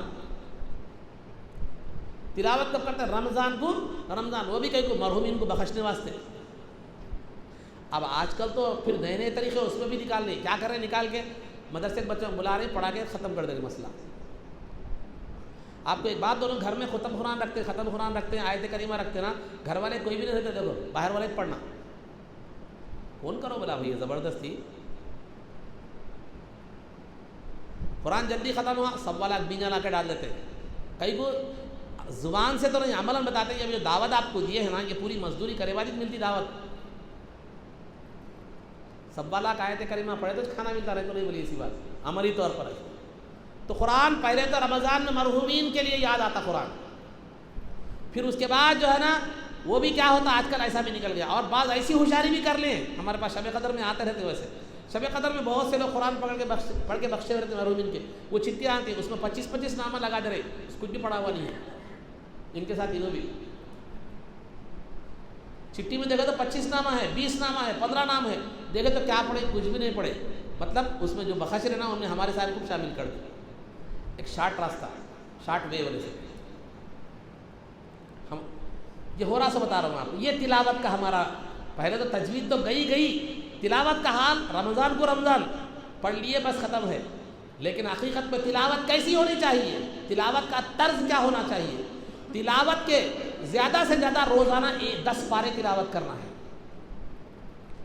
زیادہ سے زیادہ روزانہ 10 پارے، کم از کم 1 پارہ تلاوت کرنا ہے، خواہ آپ ایک ساتھ بیٹھ کر کرو یا ہر نماز کے بعد تو وہ پارہ پڑھو، کم از کم۔ یہ قرآن میں جو آپ کو منزل دکھتی ہے، منزل نظر آتا منزل بول کے، تو یہ 7 منزل قرآن میں ہیں، آپ کو بازو میں دکھتا قرآن پڑھتے ہوتے دیکھو بھی منزل۔ یہ منزل کیوں ہے آپ کو معلوم ہے؟ اس لیے کہ صحابہ اکرام کا طریقہ کار یہ تھا، بزرگوں کا صحابہ تابعین کا طریقہ کار یہ تھا کہ وہ قرآن کو 7 دن میں ختم کرتے تھے، اور جو ہے نا قرآن کا ایک حصہ ایک دن میں پڑھنے کو انہوں نے لازم کر لیا تھا۔ ارے بعض صحابہ تو ایک رات میں کہ قرآن پڑھتے تھے، وہ تو الگ بات بتا رہا ہوں، عام بات بتا رہا ہوں۔ عام صحابہ کا طریقہ کیا تھا کہ روزانہ ایک منزل پڑھتے تھے، 7 دنوں میں قرآن ختم ہوتی تھی، اسی حصے کو منزل کہا جاتا ہے جو قرآن میں لکھا ہوا ہے۔ تو اس طرز پر پڑھنے پر روزانہ جو ہے نا ایک تقریباً 6-7 پارے ویسے ہوتے ہیں، وہ مختلف تھوڑا اس کی صورتیں، تو لہذا 7 منزلیں اسی وجہ سے۔ پھر اس کے بعد ہوا کیا؟ منزل جا کے پارا آ گیا، پارا جا کے کیا ہو گیا؟ روزانہ ایک پارا آ گیا، روزانہ جا کے کیا ہو گیا؟ اب رمضان ہو گیا، اب رمضان میں بھی 60 وے نکل گیا۔ یہ تلاوت کا ہمارا حال ہے۔ تو میں یہ بتا اس لیے رہا ہوں تو ہمیں اپنا جائزہ لینے کی ضرورت ہے کہ تلاوت کے معاملے میں ہم پہلے تو تجوید گئی، پھر اس کے بعد پابندی سے تلاوت بھی ختم ہوگی۔ اب رمضان کو رمضان کیا ہے معلوم ہے؟ تلاوت، وہ بھی اپن نہیں کر رہے، بچوں سے کرا رہے، ان کو کرا رہے، ان سے کرا رہے، ختم قرآن کرا رہے۔ آپ سے جتنا ہو سکا اتنا کیجیے، یہ قرآن پڑھنا ضروری نہیں ہے، آپ اپنے طور پر پڑھیے۔ تو لہذا کم از کم تلاوت کتنی ہونی چاہیے؟ 1 پارہ ہے، اور زیادہ سے زیادہ ایک دن میں 10 پارے، یہ اصل ہے۔ تو عزیزان محترم، تو دوسرا حق قرآن کا جو آپ پر ہے وہ کیا ہے؟ تلاوت ہے۔ اب تفصیل سے میں نہیں بتا رہا ہوں، امام اعظم ابو حنیفہ رضی اللہ تعالیٰ عنہ روزانہ 1 قرآن پڑھا کرتے تھے، سیدنا علی مرتضیٰ رضی اللہ تعالیٰ عنہ روزانہ 1 قرآن پڑھا کرتے تھے، عثمان غنی رضی اللہ تعالیٰ عنہ روزانہ 1، صحابہ پورے بہت سے صحابہ ایسے ملیں گے آپ کو جو روزانہ 1 قرآن پڑھا کرتے ہیں۔ وہ ابھی ہمارے ایسا نہیں، پہلا لفظ سمجھ میں آتا دوسرا آخری کا لفظ سمجھ میں آتا، باقی یہ بیچ میں کا کچھ بھی نہیں، بلکہ پورے قواعد کے ساتھ، پورے تلفظ کے ساتھ، پوری صحت کے ساتھ۔ امام اعظم اور جو ہمارے امام ہیں روزانہ 1 قرآن پڑھتے تھے، رمضان کا جب مہینہ آتا تو روزانہ 2 قرآن پڑھتے تھے، صبح میں 1 قرآن، رات میں 1 قرآن، صبح میں 1 قرآن، رات میں 1 قرآن۔ عام دنوں میں روزانہ 1 قرآن ہوتا تھا، کیوں؟ تدریس کا موقع، تدریس بھی، درس وغیرہ بھی رہتا تھا، درس کی مصروفیت بھی رہتی تھی، تو 1 قرآن کی معمولی بات ہے۔ یہ تلاوت کا ہمارے بزرگوں کا طریقہ تھا. ایسی 20 مثالیں ہیں جس کے لیے وقت نہیں ہے. تو قرآن کا دوسرا حق کیا ہے؟ آپ کیا کریں؟ اس کی تلاوت کریں. تلاوت میں کیا ہونا ہے؟ پہلے تجوید کا لحاظ رکھنا ہے، پھر دوسرا مقدار، پھر تیسرا جو ہے نا تلاوت کے وقت سکون سے ذہن ایک طرف ہونا چاہیے اور دل پر کلام اللہ کی عظمت ہونی چاہیے. میں کوئی معمولی کتاب نہیں پڑھ رہا ہوں، یہ اللہ کا کلام میں پڑھ رہا ہوں. دل میں یہ عظمت ہو، ادب ہو، اور دل اور زبان جو ہے نا دل اور قلب بالکل پرسکون حالت میں ہو اور پاکیزہ مقام ہو، خوشبو لگائے، اہتمام کے ساتھ ادب کے ساتھ قرآن پڑھے، ادب کے ساتھ قرآن پڑھے. اللہ رب العزت اگر وہ ادب بھی آپ کا اس کی بارگاہ میں مقبول ہوا تو وہ بخشش کا ذریعہ بن سکتا ہے. پھر اس کے بعد قرآن جب پڑھے تو جو ہے ٹھہر کر پڑھے، ٹھہر کر پڑھے قرآن، اور اچھی آواز میں قرآن پڑھے. قرآن ایک حدیث شریف میں ابو داؤد کی حدیث ہے، سرکار دو عالم صلی اللہ علیہ وسلم فرمایا زینوا القرآن باصواتکم، اپنی جو ہے نا آوازوں کے ذریعے سے قرآن کو خوبصورت بناؤ. لیس منا من لم یتغنى بالقرآن، ہم میں سے نہیں ہے وہ شخص جو قرآن کو خوبصورتی سے خوش الہانی کے ساتھ نہ پڑھے. خوش آواز کے ساتھ مطلب یہ نہیں کہ خوش آوازی کا مطلب یہ نہیں کہ راگا نکالنا، ایسا نکال رہے راگا کے جو ہے نا پورا قرآن کے حروف ہی بدل جا رہے، الحمدللہ رب العالمین، پورا ایسے تلفظ کر رہے ہیں کہ جو ہے نا قرآن کا تلفظ بھی بگڑ جا رہا. ایسا نہیں. خوش الہانی کا مطلب یہ ہے کہ تلفظ بھی نہ بگڑے، قواعد بھی نہ بگڑے، اور آواز بھی خوبصورتی کے ساتھ پڑھے. مثلا میری آواز اتنی خوبصورت نہیں ہے، کوشش کرو آپ جس انداز میں بہتر انداز میں پڑھنا چاہتے ہیں پڑھو. یہ بات یاد رکھیے، تجربے کی بات میں بتا رہا ہوں. قرآن اگر صحیح تلفظ اور صحیح آواز کے ساتھ پڑھا گیا تو دنیا کی کوئی چیز اس سے زیادہ خوبصورت نہیں ہے.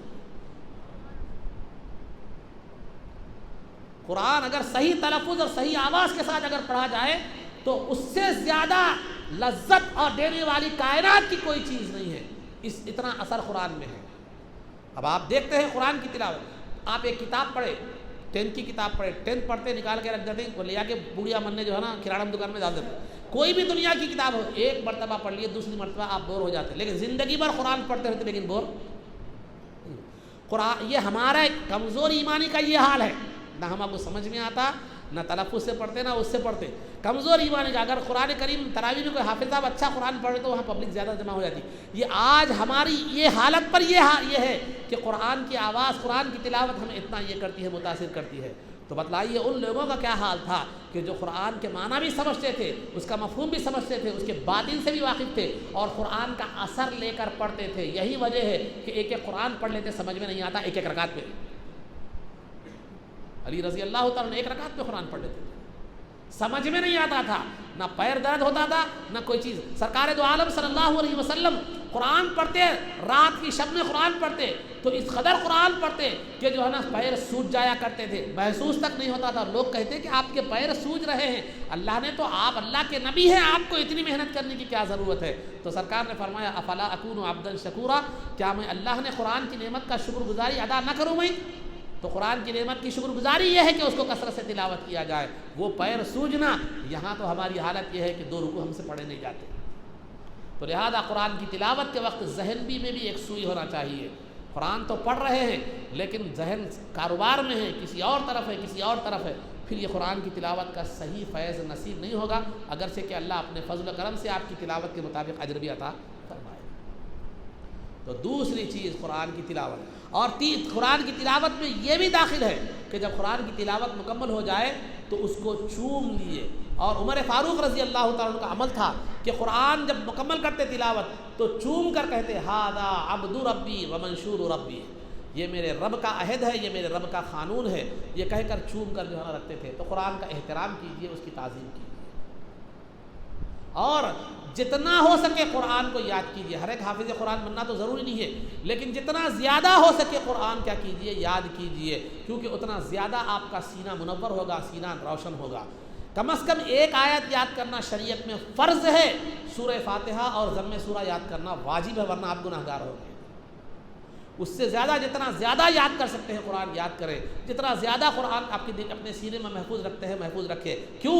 اس لیے کہ اگر جنت میں کہا جائے گا کہ قرآن پڑھتا جا، ایک ایک درجہ بلند ہوتا جا. آپ کو صرف سورہ فاتحہ انا اعطینا یاد رہے تو وہاں کے بولتے ارے باپ رے، اور تھوڑا زیادہ یاد رہے تو اور درجے مل جاتے تھے بول کے. وہاں افسوس کرنے کے بجائے یہاں زیادہ سے زیادہ قرآن کیا کیجیے پڑھیے، کیونکہ وہاں قرآن تو نہیں ملے گی جا کے لے کے پڑھتے جاؤں گا بڑھتے جاؤں گا بول کے، ناظرہ قرآن پڑھ کے درجے بلند ہوتے جائیں گے، نہیں، تجھے قرآن جو یاد ہے پڑھتا جا، درجے بلند ہوتے جا۔ وہاں جو شدت سے کمی محسوس ہوگی قرآن یاد نہ ہونے کی، وہ کمی، وہ حسرت اگر ختم کرنا ہے تو قرآن جتنا زیادہ ہو سکے زیادہ سے زیادہ یاد کیجیے۔ میں نے ایسے لوگوں کو دیکھا ہے جو ضعیفی میں جنہوں نے قرآن حفظ کیا ہے، 50 سال 60 سال کے بعد جنہوں نے قرآن حفظ کر دیا ہے، میں اپنی آنکھوں سے میں نے ویسے لوگوں کو دیکھا ہے۔ تو خیر میں تو آپ اپنی استطاعت کے لحاظ سے جتنا ہو سکے جو ہے نا قرآن کو یاد کیجیے، زیادہ سے زیادہ قرآن یاد رکھیے، کیونکہ جو سینے میں قرآن جتنا زیادہ محفوظ رہتا ہے وہ سینہ اب فضیلت کے اعتبار سے بھی زیادہ ہے، اور جو سینہ اتنا زیادہ منور بھی ہوتا ہے، کیونکہ قرآن جو نورانی کتاب ہے وہ جہاں پر ہوگا وہ اس مقام کو نورانی کر دے گا، وہ چیز منور ہو جائے گی۔ تو یہ تلاوت کا معاملہ ہے۔ دوسرا حق، پہلا حق اس پر ایمان لانا، تعظیم کرنا، دوسرا حق تلاوت کرنا، اور تلاوت کے متعلق جو چیزیں ہیں وہ میں نے آپ کے سامنے ذکر کی۔ تیسرا حق اس میں غور و فکر کرنا، غور و فکر کرنا۔ بزرگوں نے ایک جو ہے نا میں ایک سمجھانے کے لیے ایک مثال دے رہا ہوں، اس کو آپ غلط انداز میں مت لے جائیے، اس کو غلط انداز میں مت لے جائیے۔ اگر آپ کو کسی محبوب سے محبت ہو گئی، کسی محبوب سے کیا ہو گئی، کسی سے محبت ہو گئی، اب آپ ہیں تلنگانہ کے، ان ہیں کیرلا کا، آپ تلنگانہ کے ہیں، ان کیا ہے کیرلا کا ہے۔ کیرلا کی زبان کبھی سنے، ڈبے میں پتھر ڈال کے ہلا سکا جتنا آپ کو تیلگو آتی، زیادہ سے زیادہ اردو آتی، ان ملیالم میں بات کر رہا۔ اب آپ چاہ رہے ہیں کہ اس کی بات سنیں، اس کی بات سمجھیں، وہ کیا بول رہا ہے وہ تڑپ رکھیں۔ آپ کی تڑپ ہوتی، بڑے بے چین ہو جاتے ہیں کہ وہ بول رہا ہے لیکن آپ کو بات سمجھ میں نہیں آ رہی ہے، وہ بات آپ اس کی سمجھنا چاہ رہے ہیں، ان کیا بولنا چاہ رہے ہیں، وہ کیا چیز ہے، بے چینی بے قراری رہتے۔ آخری میں آپ کیا کرتے ہیں، سیل فون کا سہارا لیتے ہیں۔ آج کل ایپ نکل گیا ٹرانسلیٹر، گوگل ٹرانسلیٹر میں جاتے کیا بول رہا سن کے دیکھ کے خوش ہوتے۔ تو یہ جو محبوب سے گفتگو سمجھنے کی جو تڑپ ہے، یہ تڑپ نے آپ کو فون میں گوگل ٹرانسلیٹر یا آل لینگویجز ٹرانسلیٹر جو ہے نا انسٹال کرنے پر مجبور کر دیا، تاکہ آپ محبوب کی بات کو سمجھ سکے اور اس کی گفتگو کو سمجھ سکے اور اس سے آپ کے دل کو تسلی ہو سکے۔ تو وہ محبوب وہ ہے جو ختم ہونے، جس کی محبت ختم ہونے والی نہیں ہے، وہ دنیا میں بھی تمہارا کام آنے والا ہے، آخرت میں بھی کام آنے والا ہے۔ تو لہذا اس کی زبان اگر قرآن سمجھنا ہے، اس کا کلام اگر تمہیں سمجھنا ہے، تو پھر لہذا اس زبان کو سیکھنا پڑے گا، اس کلام کو سیکھنا پڑے گا۔ پھر وہ کیا بول رہا ہے، کیا مطالبہ کر رہا ہے، اس کی مہربانیاں کیا ہے، وہ آپ سے کیسے خطاب کر رہا ہے، وہ آپ سے کیسی تسلی آپ کو دے رہا ہے، کیسی باتیں وہ آپ کو ہمت کی بتا رہا ہے، وہ چیزیں آپ کو کیا ہوگی، جب سمجھ میں آئیں گی تو پھر دنیا بدل جائے گی۔ پھر وہ لذت، وہ چیز جب لگ جائے گی، آپ کو مزہ لگ جائے گا، تو پھر کائنات کی کوئی کلام، کائنات کی کوئی چیز آپ کو پسند نہیں آئے گی، کوئی چیز اچھی نہیں دکھے گی۔ تو لہذا قرآن میں غور و فکر کرنا سیکھیے۔ قرآن صرف تلاوت نہیں، بلکہ تلاوت کے ساتھ ساتھ صرف دعا نہیں، دعا کے لیے نہیں، منتر کے لیے نہیں، بلکہ غور و فکر کرنے کے لیے قرآن ہے۔ تو غور و فکر کرنے کے دو طریقے ہیں، ایک تو یہ کہ آپ عالم بنیے، عربی سیکھیے، قواعد سیکھیے، فلاں سیکھیے، یہ کوشش کیجیے قرآن کو عربی سیکھنے کی۔ آپ تھوڑا میں عام آسان انداز میں بتاتا چلو آپ کو عربی سیکھنے کا طریقہ، عام آسان انداز میں۔ بہت سے آج کل تو بہت آسان طریقے عربی سیکھنے کے لیے گئے، باضابطہ تھوڑی بہت عربی سیکھا کہ آپ کو قرآن سے وابستہ کر رہے ہیں آسان انداز میں۔ بہت سی چیزیں، بہت سے طریقے آج عربی کو سیکھنے کے لیے آپ کچھ بھی نہیں ہے، تعطیلات میں 2 مہینے جو ہے نا آپ کیا کریں، جو اسکول جو کالجز تو دن تو ٹھیک ہے، وہ ٹھیک ہے، لیکن 2 مہینے جو تعطیلات آپ کو ملتی ہیں، 1.5 مہینہ 2 مہینے، اس میں بھی آپ تھوڑا عربی پہ توجہ دیے تو ہر سال تھوڑا ہی صحیح۔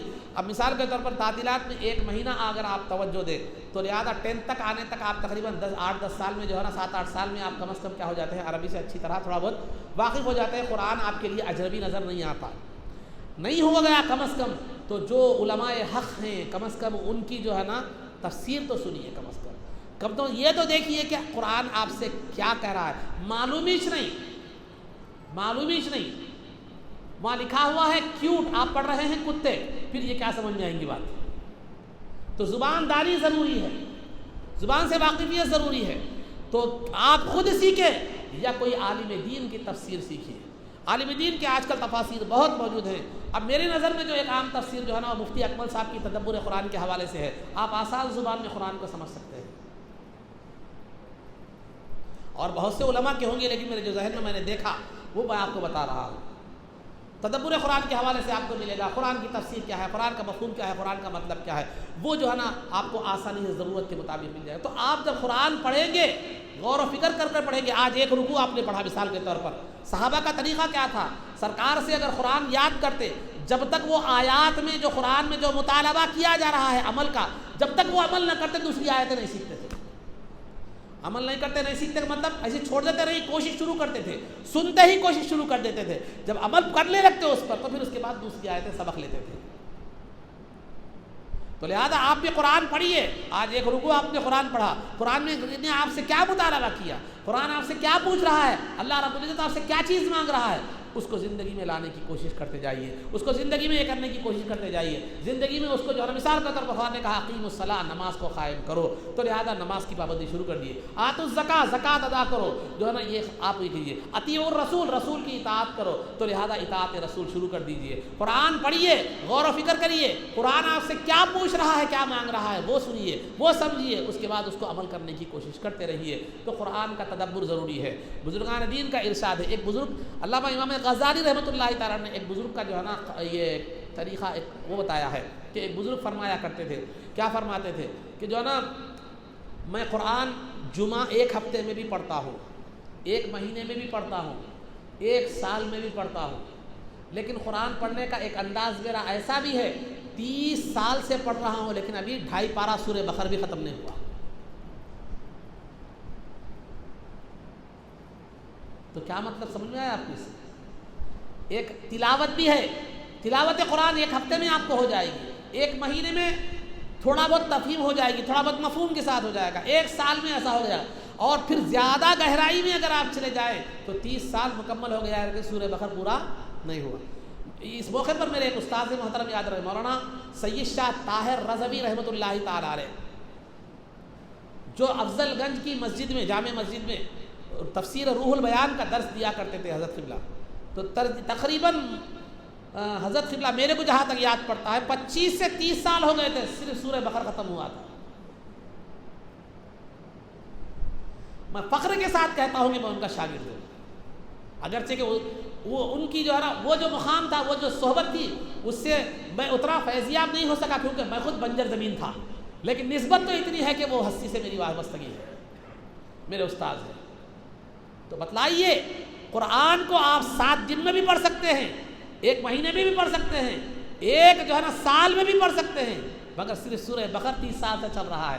وہ کیا انداز تھا ہوگا، کیا غور و فکر تھا ہوگا، اور کیا چیز تھی ہوگی۔ عبداللہ ابن مسعود رضی اللہ تعالیٰ عنہ فرماتے ہیں کہ مجھے قرآن کی ہر آیت کا شان نزول، یعنی کب نازل ہوئی، کیسے نازل ہوئی، کس وقت نازل ہوئی، کیا ماحول تھا، سب یاد ہے۔ یہ فقہائے صحابہ میں شمار ہوتے ہیں، اور عبداللہ ابن مسعود رضی اللہ تعالیٰ عنہ، اور قرآن کا سرکار نے ان کو دعا دی تھی کہ قرآن کی تفسیر کا علم اللہ انہیں عطا کر، قرآن کا جو ہے نا تفسیر کا علم عطا کر۔ تو یہ حالت تھی کہ ایک ایک آیت کا کب نازل ہوئی، کیا مفہوم ہے، کون سا حکم نازل ہوا، وقت کیسا تھا، اس کا سبب کیا بنا آیت کے نازل ہونے کا، سب کا سب جو ہے نا یہ آپ کو معلوم تھا۔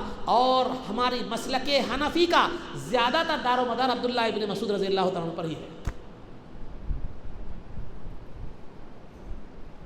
تو وہ فرماتے ہیں اگر مجھے کوئی ایک بات بھی قرآن کے متعلق، آیت کے متعلق معلوم نہ ہوتی تو میں سوار کو سواری دے کر بھیجتا، کسی کے پاس اگر وہ علم ہے تو وہاں سے جا کر وہ حاصل کر کے لائے اور وہ معلومات حاصل کر کے مجھے لائے۔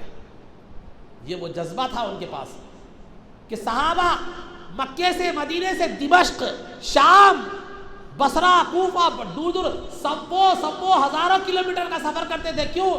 صرف ایک حدیث حاصل کرنے کے لیے، ایک حدیث جو انہوں نے سرکار سے سیکھی تھی حاصل کرنے کے لیے، ایک حدیث کا آیت کا مفہوم جو ہے نا جاننے کے لیے ہزاروں کلومیٹر کرتے تھے، لیکن وہ جذبہ ان کے پاس تھا، اسی لیے وہ مسافتیں آسان تھی۔ ہمارے پاس جذبہ نہیں ہے، مسافتیں سمٹ گئی، آپ کو آسانی سے تمام مفاہیم مل جاتے ہیں، لیکن اس کے باوجود بھی ہمارے پاس قدر نہیں ہے۔ اگر آج کا معاملہ ان کے پاس رہتا تو نہ جانے وہ کدھر سے کدھر ہو جاتے، کدھر سے کدھر دنیا کو جو ہے نا تہہ بالا کر دیتے تھے۔ تو عزیزان محترم، تو قرآن سمجھیے یا سمجھے ہوئے آدمی کے قرآن تفسیر سنیے، اور قرآن آپ سے کیا کہہ رہا ہے وہ غور و فکر کیجیے اور زندگی میں اس کو جگہ دینے کی کوشش کیجیے۔ قرآن آپ سے کوئی نئی بات نہیں کہہ رہا، قرآن کاروبار کرنے سے منع نہیں کرتا، شادیاں کرنے سے منع نہیں کرتا، بلکہ آپ تو ایک کرے، قرآن 4 کرو بول رہا، بشرطے کہ ہاتھ دم رہنا، شوق کو نہیں کر لینا۔ تو بہرحال اگر آپ پہ کرد نہیں، قرآن لکھپتی مت بنو نہیں بولتا، قرآن کاروبار مت کرو نہیں بولتا، قرآن یہ نہیں بولتا کہ ہمیشہ مسجد میں بیٹھو، قرآن بولتا ہے کہ کاروبار بھی کرو، قرآن بولتا ہے عبادت بھی کرو، قرآن بولتا ہے شادی بھی کرو، قرآن بھی کرتا، خدا بولتا ہے اچھی زندگی گزارو، اچھا پہنو، اچھا کھاؤ، اچھا پیو۔ ایک صحابی رسول سرکار کے پاس آئے تھے، جو ہے نا سرکار کے پاس آئے، حالت بالکل کپڑے میلے وغیرہ تھے، تو سرکار نے پوچھا حل لک من مال، کیا تمہارے پاس کوئی مال و دولت نہیں ہے؟ تو انہوں نے کہا من کل مال قد اخذ عطانی اللہ، اللہ نے ہر قسم کا مال مجھے دیا ہے، پیسہ ہے، دولت ہے، دینار ہے، درہم ہے، جو ہے نا بکریاں ہیں وغیرہ، تو فل یرا علیک اثرہ، تو تم پر اللہ نے یہ نعمت دی ہے تو اس کا اثر تم پر ظاہر ہونا چاہیے۔ شریعت اچھا کھانے سے منع نہیں کرتی، اچھا پہننے سے منع نہیں کرتی، اچھی زندگی گزارنے سے منع نہیں کرتی، ضیاع کرنے سے منع کرتی ہے، اسراف کرنے سے منع کرتی ہے۔ آپ روزانہ بریانی کھاؤ، روزانہ بکرا کھاؤ، روزانہ کھاؤ، شریعت منع نہیں کرتی آپ کو۔ تو اسلام آپ کو، آج دنیا جو ہے اسلام کو بدنام کر رہی ہے کہ اسلام بہت تنگ مذہب ہے، بہت انسان کو تنگ کر دیتا ہے۔ اسلام کے اتنا آزاد مذہب کوئی بھی نہیں ہے۔ اسلام بیوی کو پردے کے ساتھ ہوٹل میں لے جا کر کھلانے سے منع نہیں کرتا، اسلام بیوی کو اچھے سے اچھا پہنانے سے منع نہیں کرتا، اسلام بیوی کو 10,000 کا جوڑا دلانے سے منع نہیں کرتا، اسلام روزانہ گوشت کھانے سے منع نہیں کرتا، اسلام آپ کو BMW یوز کرنے سے منع نہیں کرتا، اسلام آپ کو جو ہے نا کسی اور اچھے سے اچھی لائف اسٹائل سے منع نہیں کرتا۔ بس طریقہ یہ ہے حرام کا نہ ہو، کسی کو دھوکہ نہ دے، کسی ناجائز طریقے سے نہ ہو، اور ضائع نہ ہونے پائے۔ کچھ اصول ہیں۔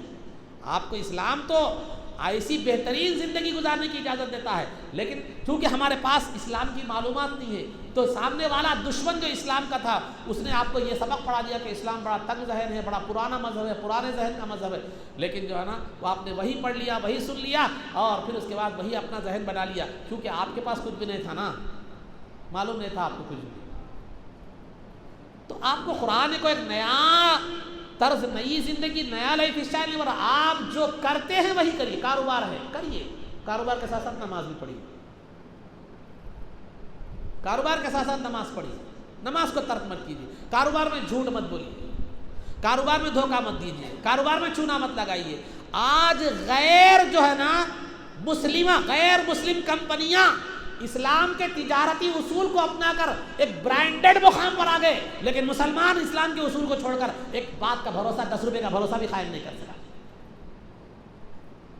جتنی بھی برانڈڈ کمپنیاں ہیں، کیا ہے ان کے پاس؟ کیا وہ مسلمان ہیں اس لیے چل رہے ہیں؟ نہیں، دھوکہ نہیں دینا، کوالٹی مینٹین کرنا، سروس اچھی دینا، چیز جو ہے نا ڈپلیکیٹ نہیں دینا، جتنے پیسے ہیں اتنا مال صحیح دینا، یہ چیزیں جو ہے نا یہ اسلامی اصول ہے، یہ تجارت کے انہوں نے اپنا لیا، دنیا کے برانڈڈ بن گئے، ایمبیسیڈر بن گئے، لیکن ہم جو ہے نا چھوڑ کر واقع وہی رہ گئے، گلی کے جو ہے نا وہ گنڈوں کی طرح ہماری زندگی بن گئی۔ کوئی ہماری 10 روپے کی بات پر بھروسہ نہیں کرتا، 10 روپے لے آتا ہوا تو لاکھ دیتا کہ نہیں بولے سکتا، قرضہ لیے تو پھرا رہے، قرضہ لیے تو فون نہیں اٹھاتے، پیسے لیے تو فون نہیں اٹھاتے، جو ہے نا بات کی کوئی ویلو نہیں، بات کا کوئی مقام نہیں، زبان کا کوئی مقام نہیں، ذات کا اعتبار نہیں، بات کا اعتبار نہیں، یہ ہماری حالت ہو گئی۔ 10 روپے دینے میں کوئی بھروسہ نہیں کرتا، کوئی دے رہا تو بھی جان دے، آیا تو ٹھیک ہے، نہ تو صدقہ بول کے دیتا، یہ ہماری حالت ہو گئی۔ تو اسلام کوئی نیا ایک جو ہے نا ماحول کھڑا نہیں کر رہا، آپ جو زندگی گزار رہے ہیں، بیوی کے ساتھ رہے، دادا گیری مت کرو، شفقت کے ساتھ رہو، قرآن یہی کہتا ہے۔ بیوی کے پاس دادا گیری کرنے کے لیے نہیں ہے، قوم میں مرد بن کر رہو، بیوی کے پاس بچے بن کر رہو، بچوں کے ساتھ رہو، شفقت کے ساتھ رہو، کاروبار کر رہے ہیں اسلامی اصول پہ کرو۔ تو اسلام کوئی آپ کو تنگ نہیں کر رہا ہے، قرآن آپ کو کوئی تنگ نہیں کر رہا ہے۔ سرکار نے کوئی عثمان غنی کے کم مالدار تھے، عبد الرحمن بن عوف رضی اللہ عنہ کے کم مالدار تھے، کروڑ پتی صحابہ تھے، کروڑ پتی صحابہ میں بھی کروڑ پتی آج بھی عثمان غنی رضی اللہ عنہ کے باغ مدینے میں موجود ہیں۔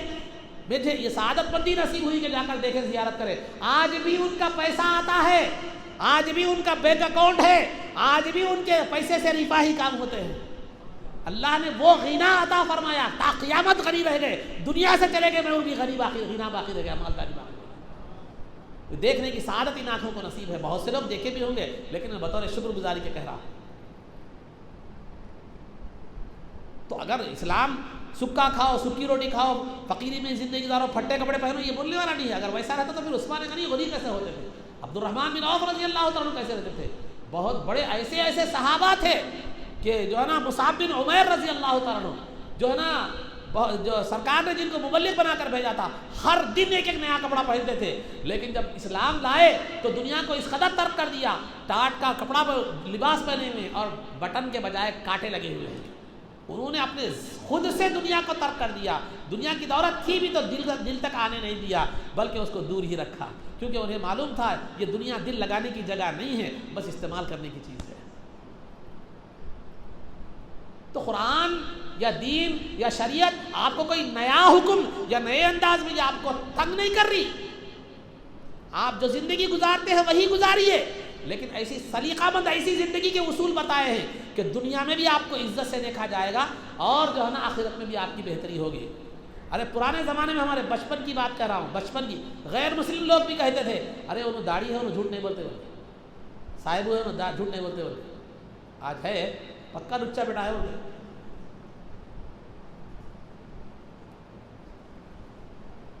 اگر کوئی داڑھی والے آتے تو صاحب آ رہے ان کے بچوں کو ڈراتے تھے، کیوں؟ ہمارے اسلاف ویسے تھے، ان کی ایمانداری ویسی تھی، ان کی بات پر ویسا بھروسہ تھا، ان کی دینداری ویسی تھی، ہمارے پاس کچھ بھی نہیں ہے، نہ ہماری ذات کا بھروسہ ہے نہ بات کا بھروسہ۔ تو اسلام وہی کہتا ہے سچ بولو، جھوٹ مت بولو، عقل حلال، صدق مقال، جود و نوال، یہ اسلام کی خوبی کی صفات ہے۔ زندگی گزارو لیکن اسلام کے اصول پر گزارو، تو دنیا میں بھی معزز و مکرم رہو گے، آخرت میں بھی معزز و مکرم رہو گے۔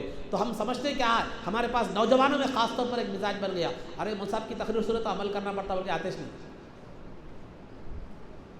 مصعب کیا بولتے ہیں؟ آپ کھانا نہ کھاؤ بولتے ہیں، نہیں دال چا کھانا، روزانہ دال کھانا کھاؤ بولتے ہیں، یا پھٹے کپڑے پہنو بولتے ہیں۔ مصعب بولتے ہیں سلیقے کے کپڑے پہنو، گھٹنوں پہ پھٹے رہے سو کپڑے مت پہنو، فقیروں کے ایسے کپڑے مت پہنو بولتے ہیں مصعب۔ بالا بھی رکھے تو ریچھ کی وجہ سے رکھو، انسانوں کی وجہ سے رکھو بولتے ہیں۔ لباس بھی پہنے تو ایسا مت پہنو کہ طہارت کرنے نہیں آ رہا، ویسا مت پہنو، ڈھیلا ڈھالا پہنو، طہارت تو کم از کم صحیح کرنے واسطے آئے بولتے ہیں۔ اور لباس بھی اتنا ٹائٹ مت پہنو کہ جو ہے جیب میں سیل فون رکھنے بھی نہیں آ رہا، ویسا مت کرو بولتے ہیں۔ تو ایک سلیقہ مند ڈھنگ کی زندگی، انسان بن کے رہو بولتے ہیں، مگر ہمارے کو انسان بن کے رہو بولنا پسند نہیں آتا، کہیں کو ہم دوسری زندگی گزارنا چاہتے ہیں۔ مصعب بولتے کہ یہ جو ہے یہ چوغتوں کے ویسا بالا ایسا ویسا کاٹ کے اوپر نہ رکھو، خالی ایسا جو ہے نا ویسا مت رکھو، وی شیپ میں ایسا مت رکھو بول کے بولتے مصعب۔ سلیقے کے بال رکھو، بال کم رکھو، ایک سلیقے سے رکھو بولتے، انسان دکھو بول کے بولتے، دوسرا جانور مت دکھو بولتے، بوکڑ محبوس والی کا بوکڑ مت دکھو بولتے۔ مصعب بوکڑ انسان بن رہے، بوکڑ مت بنو، تو مصعب کہ بولتے ہیں بوکڑ مت بنو اور بولا۔ تو یہ اسلام جو ہے نا یہ سکھاتا ہے سنجیدگی، وقار، اخلاق، روب، دبدبا، یہ چیزیں آپ اخلاق، یہ چیزیں آج دنیا ان کو اپنا کر جو ہے نا کامیاب ہے، مسلمان چھوڑ کر ناکام ہے۔ تو بہرحال عزیزان محترم، قرآن کو سنیے، غور و فکر کیجیے، اور جو ہے نا اس میں کیا اللہ تعالیٰ فرما رہا ہے اس کو جو ہے نا غور و فکر کیجیے اور اس پر عمل کرنے کی کوشش کیجیے۔ الگ سے آپ کو کچھ بھی کرنا نہیں ہے، جو کر رہے ہیں اسی کو اسلامی انداز میں ڈھالنا۔ آپ کو زیادہ سے زیادہ مسئلہ کیا آتا ہے ہمارے پاس، زیادہ طور پر جو آتا ہے نوجوانوں کے پاس، ہیئر اسٹائل، داڑھی یا لباس، سب میں زیادہ ہمارے نوجوان پریشان ہیں اس سے۔ کیوں؟ بچیاں پسند نہیں کرتے، بچیاں کو پسندیدگی کے چکر میں عورت بچی بن جا رہا، خود ہی کانوں میں بالی آ گئے، ہاتھوں میں کڑے آ گئے، پیروں میں کیا کیا بولوں میں جو ہے نا ایسے مین اسکرین لگا کے پورا بندر کا منہ بنا لے، لال ہو جا رہا پورا، مردانہ شان باقی نہیں رہی۔ تو یہ سب کئی کے واسطے کر رہی، بچی کے واسطے۔ بچی کیا کرتی؟ 4 دن کھاتی، 4 دن بگڑتی، اس کے بعد چلے جاتی، ختم، پھر اس کے بعد پاگلوں کا سا پھرتا رہتا۔ تو زیادہ نہیں بول رہا ہوں، تھوڑا تھوڑا بول رہا ہوں، اشارتاً، وہ بھی اس لیے بول رہا ہوں آپ کو سمجھانے کے لیے۔ جو رشتے پیسے کی بنیاد پر ہو، جو رشتے مطلب کی بنیاد پر ہو، جو رشتے غرض کی بنیاد پر ہو، جو رشتے استحصال کی بنیاد پر ہو، وہ کبھی بھی وفادار نہیں ہوتے۔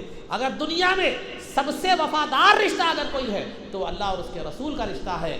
زندگی میں بھی کام آئے گا، قبر میں بھی کام آئے گا، حشر میں بھی کام آئے گا۔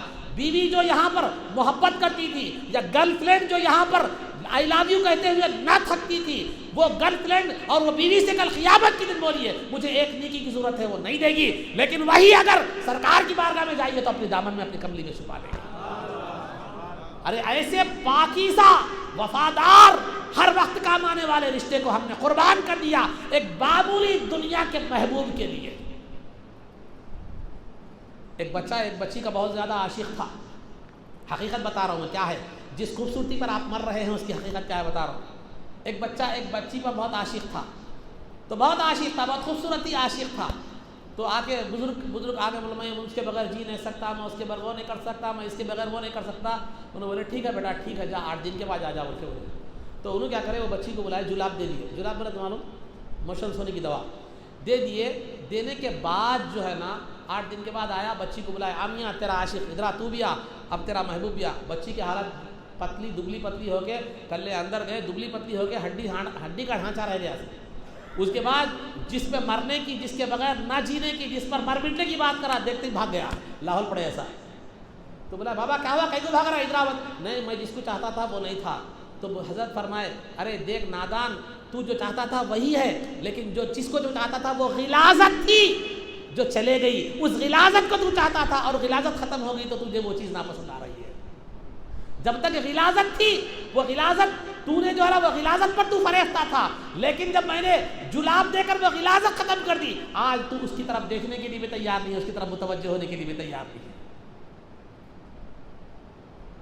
تو عزیزو نوجوانوں، بتانا یہ مقصود ہے کہ اللہ اور اس کے رسول کا رشتہ ہمیشہ کام آنے والا ہے، اس رشتے کو مضبوط کریں۔ وہ کیا کس چیز سے خوش ہوتا ہے وہ دیکھیں، اللہ کے رسول کس چیز سے خوش ہوتے ہیں وہ دیکھیں، ان کی رضا کس میں ہے وہ دیکھیں۔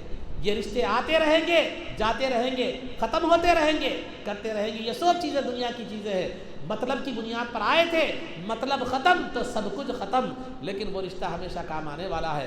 یہ دیکھو کوئی بھی کام کرنے سے پہلے، کوئی بھی لباس اختیار کرنے سے، کوئی بھی لائف اسٹائل اختیار کرنے سے پہلے دیکھو کہ میرے پروردگار کی اس میں رضا ہے نہیں ہے، مصطفیٰ جان رحمت صلی اللہ علیہ وسلم کی رضا ہے نہیں ہے۔ زندگی ایسی گزارو کل قیامت کے دن دیکھ کر مسکرا کر کہے کہ دیکھو میرا غلام آ رہا ہے، تو یہ دنیا کی تمام کوششوں سے بہتر ہے اور دنیا کی تمام چیزوں سے جو ہے یہ بہتر ہے۔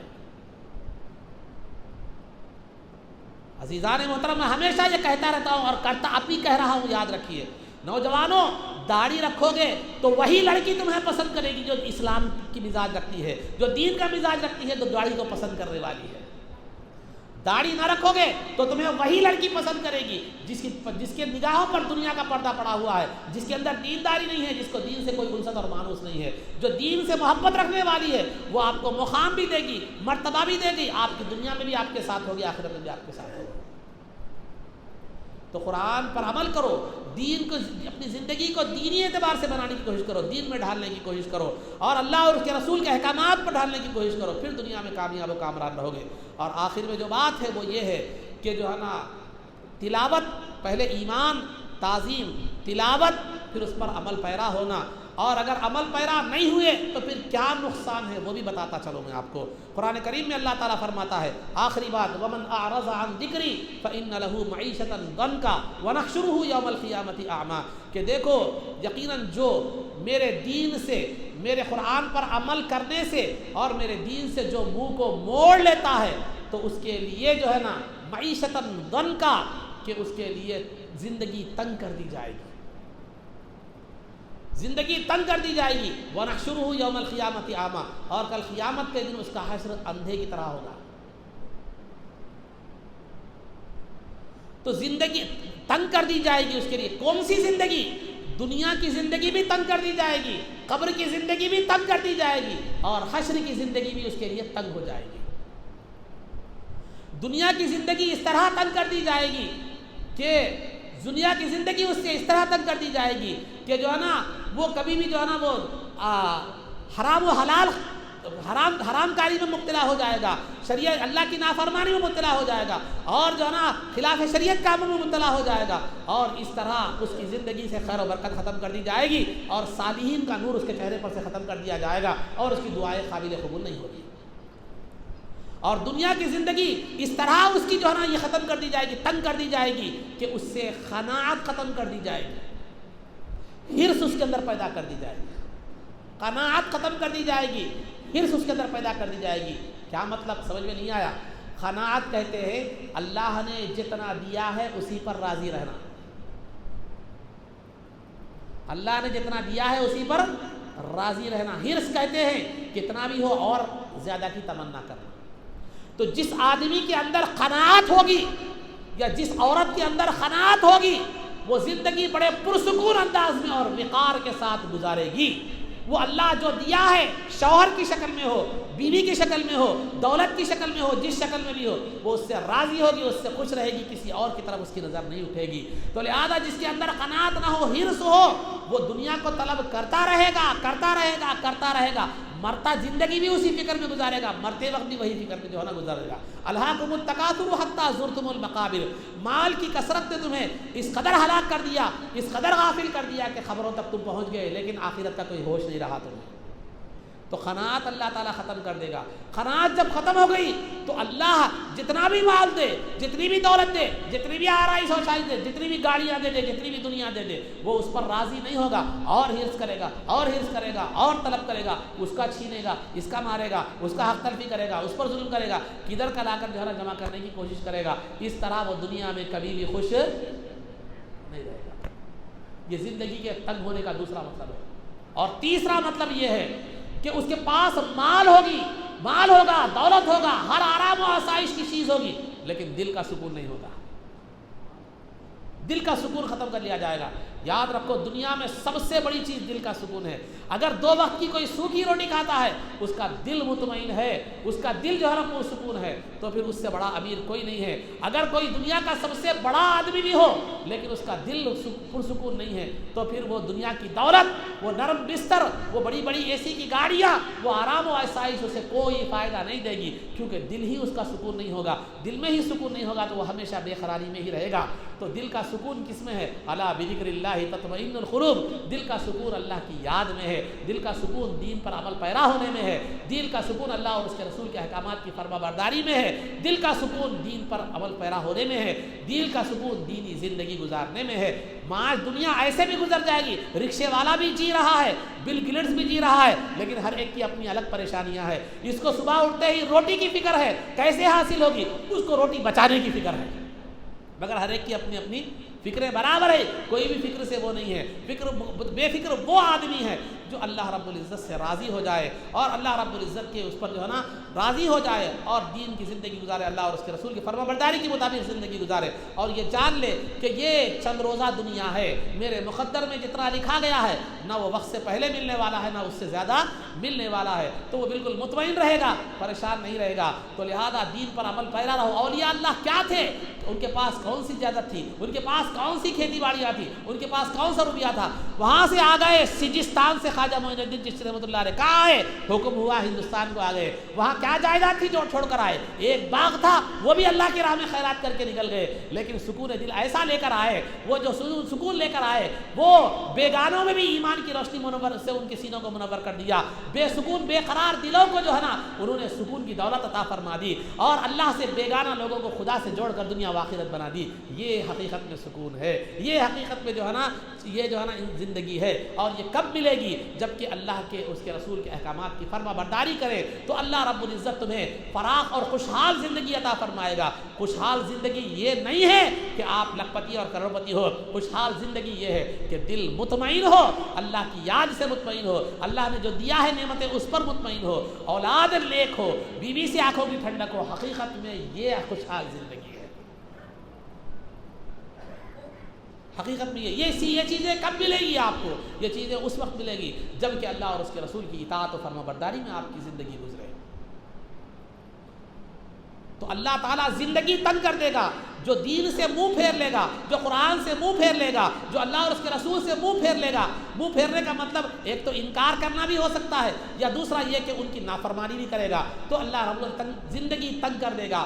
دولت رہ کر بھی سکون نہیں، اولاد رہ کر بھی سکون نہیں، بیوی رہ کر بھی سکون نہیں، ہزاروں کروڑوں روپے کما کر بھی سکون نہیں، پھر یہ وہ زندگی میں کیا زندگی؟ پھر آخرت کا تو عذاب ہے ہی ہے، پھر وہ آخرت کا تو عذاب وہ تو ہے ہی ہے۔ وہ تو لہذا زندگی کی تنگی یہ ہوگی، اور دوسری قبر کی تنگی یہ ہوگی کہ قبر اس طرح دبائے گی کہ پسلیاں ایک دوسرے میں مل جائیں گی، پسلیاں ایک دوسرے میں مل جائے گی، اس طرح قبر دبائے گی، وہاں طرح طرح کے عذاب اسے ہوگے، طرح طرح کی تکلیفیں اسے ہوگی۔ پھر آخرت کی زندگی تو معلوم ہی ہے، وہاں نہ نیکیاں لے کر گیا، نہ کوئی اچھائیاں لے کر گیا، بلکہ دوسروں کے حقوق، دوسروں کی جو نا آہیں، دوسروں کی بددعائیں لے کر گیا ہے، پھر وہ زندگی کیسے سکون ہوگی؟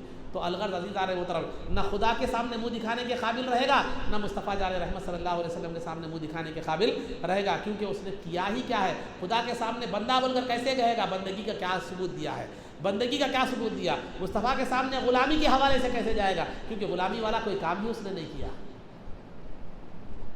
تو الغرض عزیزان محترم، بتلانا یہ مقصود ہے، یہ عظمت والا قرآن اس لیے نازل کیا گیا ہے تاکہ آپ جان و دل سے اس کی تصدیق کریں، اس کا اقرار کریں، کثرت سے اس کی تلاوت کریں، اور اللہ آپ سے کیا مانگ رہا ہے، کیا پوچھ رہا ہے، اس کو جو ہے نا سمجھے، پھر اس مطالبے کو اللہ رب العزت کے پورا کریں، تو پھر دیکھیے دنیا بھی بہتر ہوگی، زندگی بھی بہتر ہوگی، اور اللہ نے آپ کو یہ صلاحیت دی ہے کہ وہ دوسروں تک پہنچا سکتے ہیں، تو پھر یہ اہل علم کا کام ہے کہ وہ دوسروں تک بھی کیا کریں، اس قرآن کے احکامات کو اور اس کی تعلیم کو لوگوں تک پہنچائے۔ تو عزیزان محترم، نوجوانوں، میں آپ سے کہتا ہوں، صرف اپنی زندگی کے 24 گھنٹوں میں سے صرف 2 گھنٹے نکالے، میں ضمانت دیتا ہوں، پورے بھروسے کے ساتھ کہتا ہوں، دنیا و آخرت میں کامیاب رہیں گے، دنیا و آخرت میں کامیاب رہیں گے۔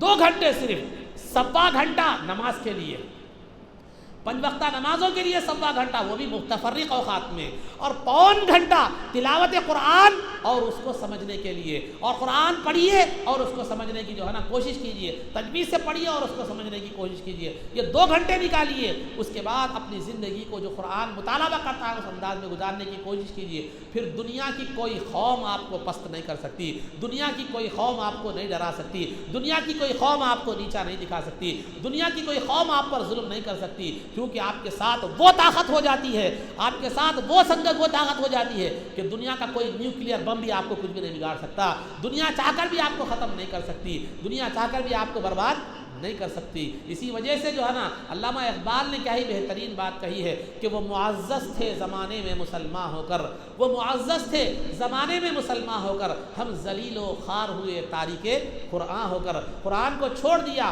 اللہ کے تعلق کو کمزور کر دیا، رسول سے تعلق کو کمزور کر دیا، پھر ہم خواب دیکھ رہے ہیں کہ دنیا میں اقتدار ہوگا، دنیا میں حکومت ہوگی، دنیا میں غلبہ ہوگا، دنیا میں عزت ہوگی، اور آخرت میں جو ہے نا ہمیں جنت ملے گی۔ یہ صرف خواب ہی خواب ہے، یہ شیخ چلی کے خوابوں سے کچھ زائد نہیں ہے۔ شیخ چلی تو معلوم ہوگا آپ کو، شیخ چلی کا مطلب کیا ہے؟ ایک واقعہ سناتے ہوئے اپنی گفتگو کو سمیٹ لیتا ہوں، معلوم ہوگا پھر بھی بتا رہا ہوں کہ ایک شیخ چلی، ایک آدمی کا نام شیخ چلی، اس کے واقعے بہت مشہور ہیں، خیر بس مثال کے طور پر سن لیجیے، آپ دلیل پوچھیں گے بخاری میں ہے مسلم میں ہے بولے تو نہیں ملتی، شیخ چلی نہیں تھا بخاری مسلم کے وقت، تو بہرحال میں ایک مثال کے طور پر یہ واقعے کو سمجھا رہا ہوں۔ شیخ چلی کیا کر رہا، ایک انڈے لے انڈوں کا ٹرے لے کر جا رہا ہے، سر پہ رکھ کر جا رہا ہے، جاتے جاتے سوچ رہا ہے یہ انڈے لوں گا، یہ انڈے لے کر جاؤں گا، انڈے بٹھاؤں گا، بچے نکلیں گے، پھر بچے انڈے دیں گے، پھر اور انڈے بٹھاؤں گا، اور بچوں کے بچے ہوں گے، بچوں کے بچے ہوں گے، یہ سوچتے ہوئے جا رہا، جانے کے بعد آخر میں سامنے پتھر آ گیا، ٹھوکر لگ گئی، گر گیا، اوندھے منہ گر گیا، انڈے پھوٹ گئے، بچے بھی گئے، انڈے بھی گئے۔ تو ہماری حالت ایسی ہے، نہ نماز پڑھیں گے، نہ روزہ رکھیں گے، نہ شریعت کے مطابق زندگی گزاریں گے، نہ ہے مرے بعد دعا ہو رہی تو بھی جنت الفردوس کی، اور خواہش بھی رکھ رہے ہیں مدینے میں موت کی اور جنت الفردوس کی۔ یہ زیادہ نہیں ہوا؟ ذرا دعا مانگنے سے پہلے، سوچنے سے پہلے خود کو بھی دیکھ لو، ذرا قابل بھی ہے نہیں ہے وہاں کے،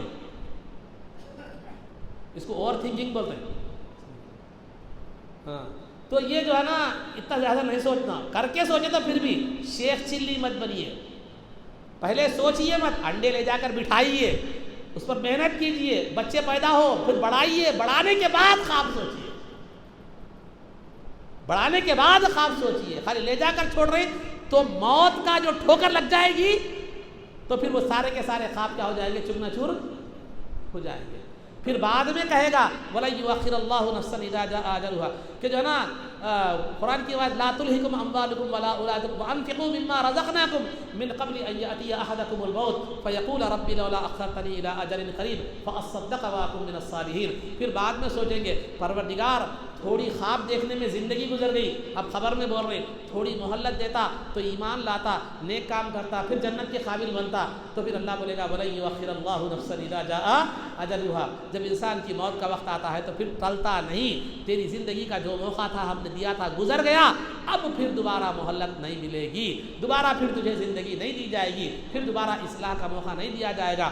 60 سال 80 سال تجھے ہم نے دیے تھے، اس میں تجھے یہ سوچ پیدا نہیں ہوئی، موت کا فرشتہ سامنے آ گیا تو پھر یہ سوچ کیسے پیدا ہو گئی؟ تو لہٰذا یہ بہت پہلے سوچنا تھا، اب یہ سوچنے کی بات نہیں رہی، تو لہٰذا اس وقت سوائے افسوس کے کوئی کام نہیں ہوگا۔ تو آخرت کے افسوس سے بہتر یہ ہے کہ دنیا کی زندگی ہم شریعت کے مطابق گزارے، جہاں ہم ایک بہترین شوہر بننے کی کوشش کرتے ہیں، جہاں ہم ایک بہترین باپ بننے کی کوشش کرتے ہیں، جہاں ہم ایک بہترین بھائی اور بہن بننے کی کوشش کرتے ہیں، جہاں ہم ایک بہترین بیوی بننے کی کوشش کرتے ہیں، جہاں ہم ایک بہترین کامیاب تاجر بننے کی کوشش کرتے ہیں، جہاں ہم ایک بہترین ملک کا شہری بننے کی کوشش کرتے ہیں، یہ سب تو اپنی جگہ صحیح ہے۔ سب سے پہلے ایک خدا کا بہترین بندہ بننے کی کوشش کیجئے، مصطفیٰ کا بہترین غلام بننے کی کوشش کیجئے، اس کے بعد سب بہتر، وہاں بہتر بن گئے تو یہ سب خود بہتر بن جائیں گے، لیکن یہ سب بہتر بن کے بھی اگر وہ ناکام رہے تو آپ بہتروں میں آپ کا شمار نہیں ہوگا۔ تو بہرحال یہ چند گزارشات تھی جو آپ کے سامنے رکھے گی۔ یہ بولنے والا بھی اس سے بری نہیں ہے، اس کو بھی ان تمام چیزوں کی ضرورت ہے۔ یہ مت سمجھے کہ شیروانی پہن کر امامہ بن کر بیٹھا ہوا ہے تو یہ سب آپ کے، یہ سب جو ہے نا ان سب بڑے اعلیٰ مقام پر ہے، یہ بڑا نہیں، یہ بھی آپ کی فہرست میں ہی ہے، لیکن ذمہ داری علم دے کر بٹھایا ہے تو بولنا ہے، ورنہ لہذا آپ سے کوئی الگ نہیں ہے، اس کی زندگی کوئی مختلف نہیں ہے، یہ کوئی جو ہے نا نیک اور اللہ والا نہیں ہے، بلکہ یہ بھی ایک گناہ گار ہے، یہی بھی جس سے بھی کوتاہیاں ہوئی ہے، یہ بھی اللہ کی رحمت کا طلبگار ہے، یہ بھی اس کی ستاریت اور غفاریت کا جو ہے نا محتاج ہے، اور یہ بھی اپنی اصلاح کا جو ہے نا طلبگار ہے، اور یہ بھی اپنی اصلاح کا محتاج ہے۔ کہہ رہا ہے تو مطلب یہ نہیں ہے کہ یہ بالکل پاک باز ہے، کہہ رہا ہے تو یہ مطلب نہیں ہے کہ یہ ان تمام برائیوں سے پاک ہے، بلکہ اصلاح کی اسے بھی ضرورت ہے، رحمت کی اسے بھی ضرورت ہے، خدا کے اللہ اور اس کے رسول کی خیرات کا یہ بھی محتاج ہے، یہ بھی فقیر ہے آپ ہی کی طرح، بس کہنے کی ذمہ داری ہے، کہہ رہا ہے۔ اللہ رب العزت سے دعا ہے کہ اللہ کہنے والے کو بھی اصلاح کی توفیق عطا فرمائے اور سننے والوں کو بھی عمل کی توفیق عطا فرما، عزت و عافیت کی زندگی دے اور ایمان پر ہمارا خاتمہ فرما، قبر میں دیدار مصطفیٰ سے بہرور فرما، نبی پاک صلی اللہ علیہ وسلم کے قدموں میں ہمارا حشر فرما، آپ کی شفاعت عظمیٰ سے ہم کو بہرور فرما، آپ کے دست مبارک سے جام کوثر پینا نصیب فرما۔ اے اللہ آج کی ہمارے اس مجلس کو قبول فرما، اے اللہ ہمارے سننے اور سنانے کو قبول فرما، جو کچھ بھی باتیں کہی گئی مولا اس پر عمل کی توفیق رفیق عطا فرما، اے اللہ حاضرین مجلس کے جائز مقاصد کو پورا فرما، اے اللہ ہم میں جو پریشان حال ہے ان کی پریشانیوں کو دور فرما، اے اللہ ہم میں جو بے روزگار ہے انہیں رزق حلال نصیب فرما، اے اللہ جو روزگار سے وابستہ ہے مولا ان کو رزق حلال نصیب فرما، ان کے کاروبار میں خیر و برکت عطا فرما، اے اللہ ہم میں جو انبیاء ہیں انہیں نیک اور صالح جوڑے نصیب فرما، اے اللہ ہم میں جو بے اولاد ہے انہیں نیک اور صالح اولاد عطا فرما، اے اللہ جو ہمیں صاحب اولاد ہے ان کی اولاد کو ان کی آنکھوں کی ٹھنڈک بنا اور فرما بردار بنا، اے اللہ ہم میں جو بے راہ راست سے بھٹکے ہوئے مولا انہیں راہ راست پر گامزن فرما، جو راہ راست پر قائم ہے انہیں استقامت عطا فرما، اے اللہ جس طرح رمضان میں ہم نے عبادات و اہتمام کیا تھا، اے اللہ سال بھر اسی طرح عبادات و ریاضات کا اہتمام کرنے کی توفیق عطا فرما، تیرے اور تیرے حبیب پاک صلی اللہ علیہ وسلم کے ارشادات کے مطابق ہمیں زندگی گزارنے کی توفیق عطا فرما، اے اللہ دنیا سے بے رغبت ہمیں فرما، آخرت کی رغبت اور طلب ہمارے اندر پیدا فرما، اے اللہ تیرے اور تیرے حبیب پاک صلی اللہ علیہ وسلم کے رشتے کو مضبوطی سے تھامنے اور اس کو وفاداری سے نبھانے کی ہمیں توفیق عطا فرما، اے اللہ ہم میں جو بیمار ہے انہیں شفائے کاملہ عاجلہ دائمہ عطا فرما، اے اللہ جن بیماروں کے حق میں تو انہیں موت کا فیصلہ فرمایا ہے مولا ان کا خاتمہ بالخیر فرما، اے اللہ جن لوگوں نے دعاؤں کی درخواست کی ہے یا درخواست کرنے کی امید رکھتے تھے مولا ان سب کی دعاؤں کو قبول فرما، ان کے حق میں بہتر فیصلے فرما، ان کے جائز مقاصد کو پورا فرما، اے اللہ زمینی فتنوں اور آسمانی بلاؤں سے ملت کی حفاظت فرما، اے اللہ تمام دنیا میں امن و امان کو قائم فرما، بالخصوص ہمارے ملک میں امن و امان کو قائم فرما، اے اللہ مسلمانان عالم کی جان مال عزت و آبرو کی حفاظت فرما، بالخصوص فلسطین کے مسلمانوں کی جان مال عزت و آبرو کی حفاظت فرما، اے اللہ ہندوستان کے مسلمانوں کی جان مال عزت و آبرو کی حفاظت فرما، اے اللہ دشمنان اسلام اور دشمنان ملک کو نابود و نابود کر دے، ان کے مقاصد میں انہیں ناکام کر دے، اے اللہ ان کو جو ہے نا طاقت کو توڑ دے، ان کی قوت کو جو ہے نا بکھیر دے، اے اللہ اسلام اسلام کا بول بالا فرما، اے اللہ ہمیں اسلام کو غلبہ عطا فرما، اے اللہ جیسے کہ تیرا وعدہ ہے کہ لیظہرہ علی الدین کلہ، کہ دین اسلام کو تمام دینوں پر غالب کرنے کا وعدہ فرمایا ہے، مولا اس دین کو غلبہ عطا فرما، مسلمانوں کو عزت و اقتدار عطا فرما، اے اللہ مسلمانوں کو عزت و اقتدار عطا فرما، اے اللہ ظالموں کی چنگل سے نجات عطا فرما، اے اللہ جو نوجوان بے قصور جیلوں میں سڑ رہے ہیں مولا ان کی رہائی کے اسباب پیدا فرما، اے اللہ جو مسلمانوں کے تعلق سے برے خیالات اور برے مقاصد رکھتے ہیں مولا ان کو ناکام بنا دے، اے اللہ ان کو ناکام بنا دے، اے اللہ مسلمانوں کی طرف بڑھنے والے، اسلام کی طرف بڑھنے والے ہر ظالم ہاتھ کو اے اللہ تو ختم کر دے اور اس ہاتھ کو توڑ دے اور اسلام اور مسلمانوں کی حفاظت فرما، اے اللہ اس آخری رات ہے مولا، اس رات کے میں بخشائے ہوئے لوگوں میں ہمارا شمار فرما، ہماری رمضان کی عبادتوں کو قبول فرما، جو کوتاہیاں رہ گئی ہو مولا انہیں اپنے فضل و کرم سے قبول فرما، اس کو ہمارے لیے ذخیرہ آخرت اور ذریعہ نجات بنا، اے اللہ جن لوگوں نے بھی اس محفل کا انعقاد عمل میں لایا ہے مولا ان کو جو ہے نا اس قبول فرما اور اس کو ذخیرہ آخرت اور ذریعہ نجات بنا، صلی اللہ تعالی وسلم علی خیر خلقہ سیدنا محمد و آلہ و صحبہ اجمعین برحمتک یا ارحم الراحمین والحمد للہ رب العالمین۔